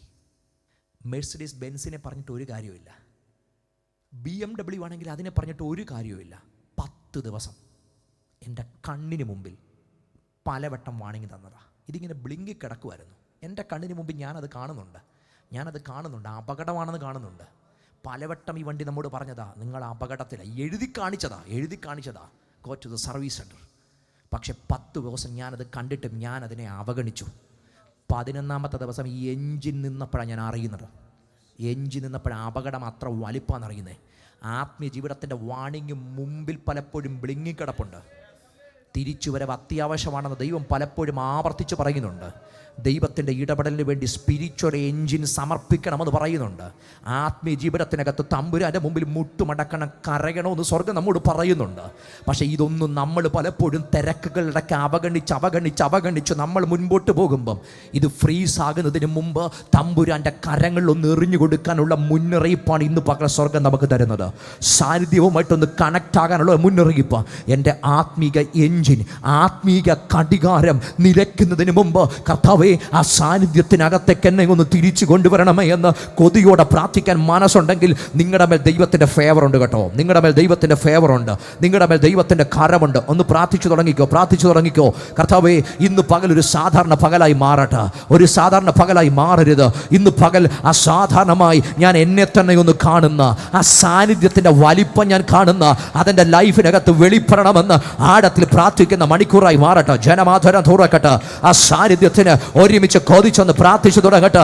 നിങ്ങൾക്ക് വേണ്ടി ദൈവത്തിൻ്റെ കരം ഒരു ഡീൽ ചെയ്ത് തുടങ്ങട്ടെ. ദൈവ സാന്നിധ്യത്തെ ഒന്ന് ഡീൽ ചെയ്ത് തുടങ്ങട്ടെ. സ്പിരിച്വൽ ലൈഫിനെ താറുമാറാക്കി കളഞ്ഞ, ആത്മീയ ജീവിതത്തെ താറുമാറാക്കി കളഞ്ഞ എല്ലാ അവസ്ഥകളുടെ മേലും ഇന്ന് പകൽ യേശുവിൻ്റെ നാമത്തിൽ ജയമെടുത്ത് ആത്മാവിനാൽ അതികടക്കുന്ന ദൈവമക്കൾക്ക് വേണ്ടി ഇന്ന് പകൽ ആ ദൈവകരം ചലിക്കുക. വിശ്വസിക്കുന്നവർ ആ ധൈര്യത്തോടെ പ്രാർത്ഥിച്ചു തുടങ്ങട്ടെ. നിങ്ങൾക്ക് വേണ്ടി പരിശുദ്ധാത്മാവിൻ്റെ കരം ഇന്ന് പകൽ ചലിക്കുക. വിശ്വസിക്കുന്ന ജനം ഒന്നിച്ച് പ്രാർത്ഥിക്കട്ടെ. ഇതൊരു അസാധാരണമായ ദൈവപ്രവൃത്തിയുടെ പകലായി മാറട്ടെ. ഇതൊരു ആത്മാവിന്റെ മൂവിന്റെ പകലായി മാറട്ടെ. നമ്മെ മടക്കി വിളിക്കുന്ന, നമ്മെ തിരിച്ചു വിളിക്കുന്ന, ദൈവിക വ്യവസ്ഥയ്ക്കകത്തേക്ക് തിരിച്ചു വിളിക്കുന്ന, നമ്മുടെ വിളിക്കകത്തേക്ക് തിരിച്ചു വിളിക്കുന്ന, നഷ്ടപ്പെട്ടു പോയ ചില വ്യവസ്ഥകൾക്കകത്ത് ആത്മാവ് നമ്മുടെ അന്തരീക്ഷത്തെ ചാലിപ്പിക്കുന്ന ചില നഷ്ടപ്പെട്ട ദൈവിക ബന്ധം മടക്കി വിളിക്കുന്ന, നഷ്ടപ്പെട്ട ചില ദൈവിക ബന്ധത്തിനകത്തേക്ക് ആത്മാവ് തിരിച്ചു വരുന്ന ഒരു ദൈവിക മണിക്കൂറായി ഇന്ന് പകൽ അത് മാറട്ടെ. അങ്ങനെ വിശ്വസിക്കുന്നവർ ഒന്നിച്ച് ദൈവ സാന്നിധ്യത്തിന്റെ കൊതിയോടെ മഹത്വം കൊടുത്തു തുടങ്ങട്ടെ.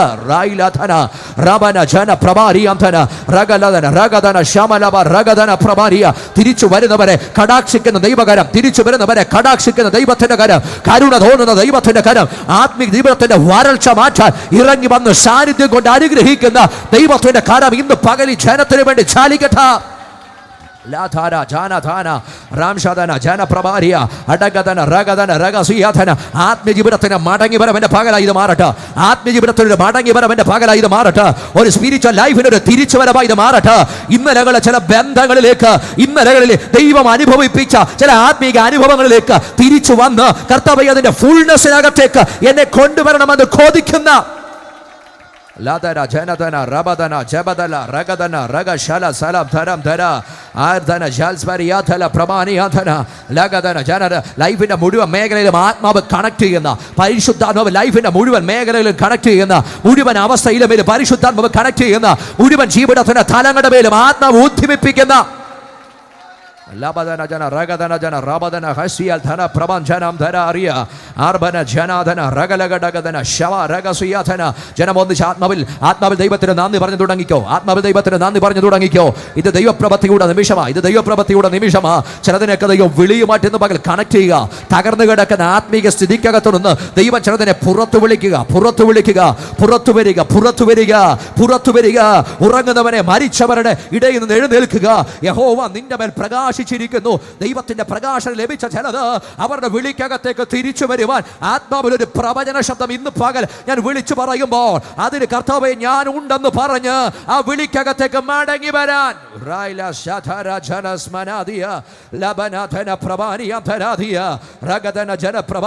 സാന്നിധ്യവുമായിട്ട് കണക്ട് ആകുന്ന ചിലത്, സാന്നിധ്യവുമായിട്ട് കണക്ട് ആകുന്ന ചിലത്, ദൈവ ഇഷ്ടവുമായിട്ട് കണക്ട് ആകുന്ന ചിലത്, ദൈവത്തിന്റെ പർപ്പസുമായിട്ട് കണക്ട് ആകുന്ന ചിലത്.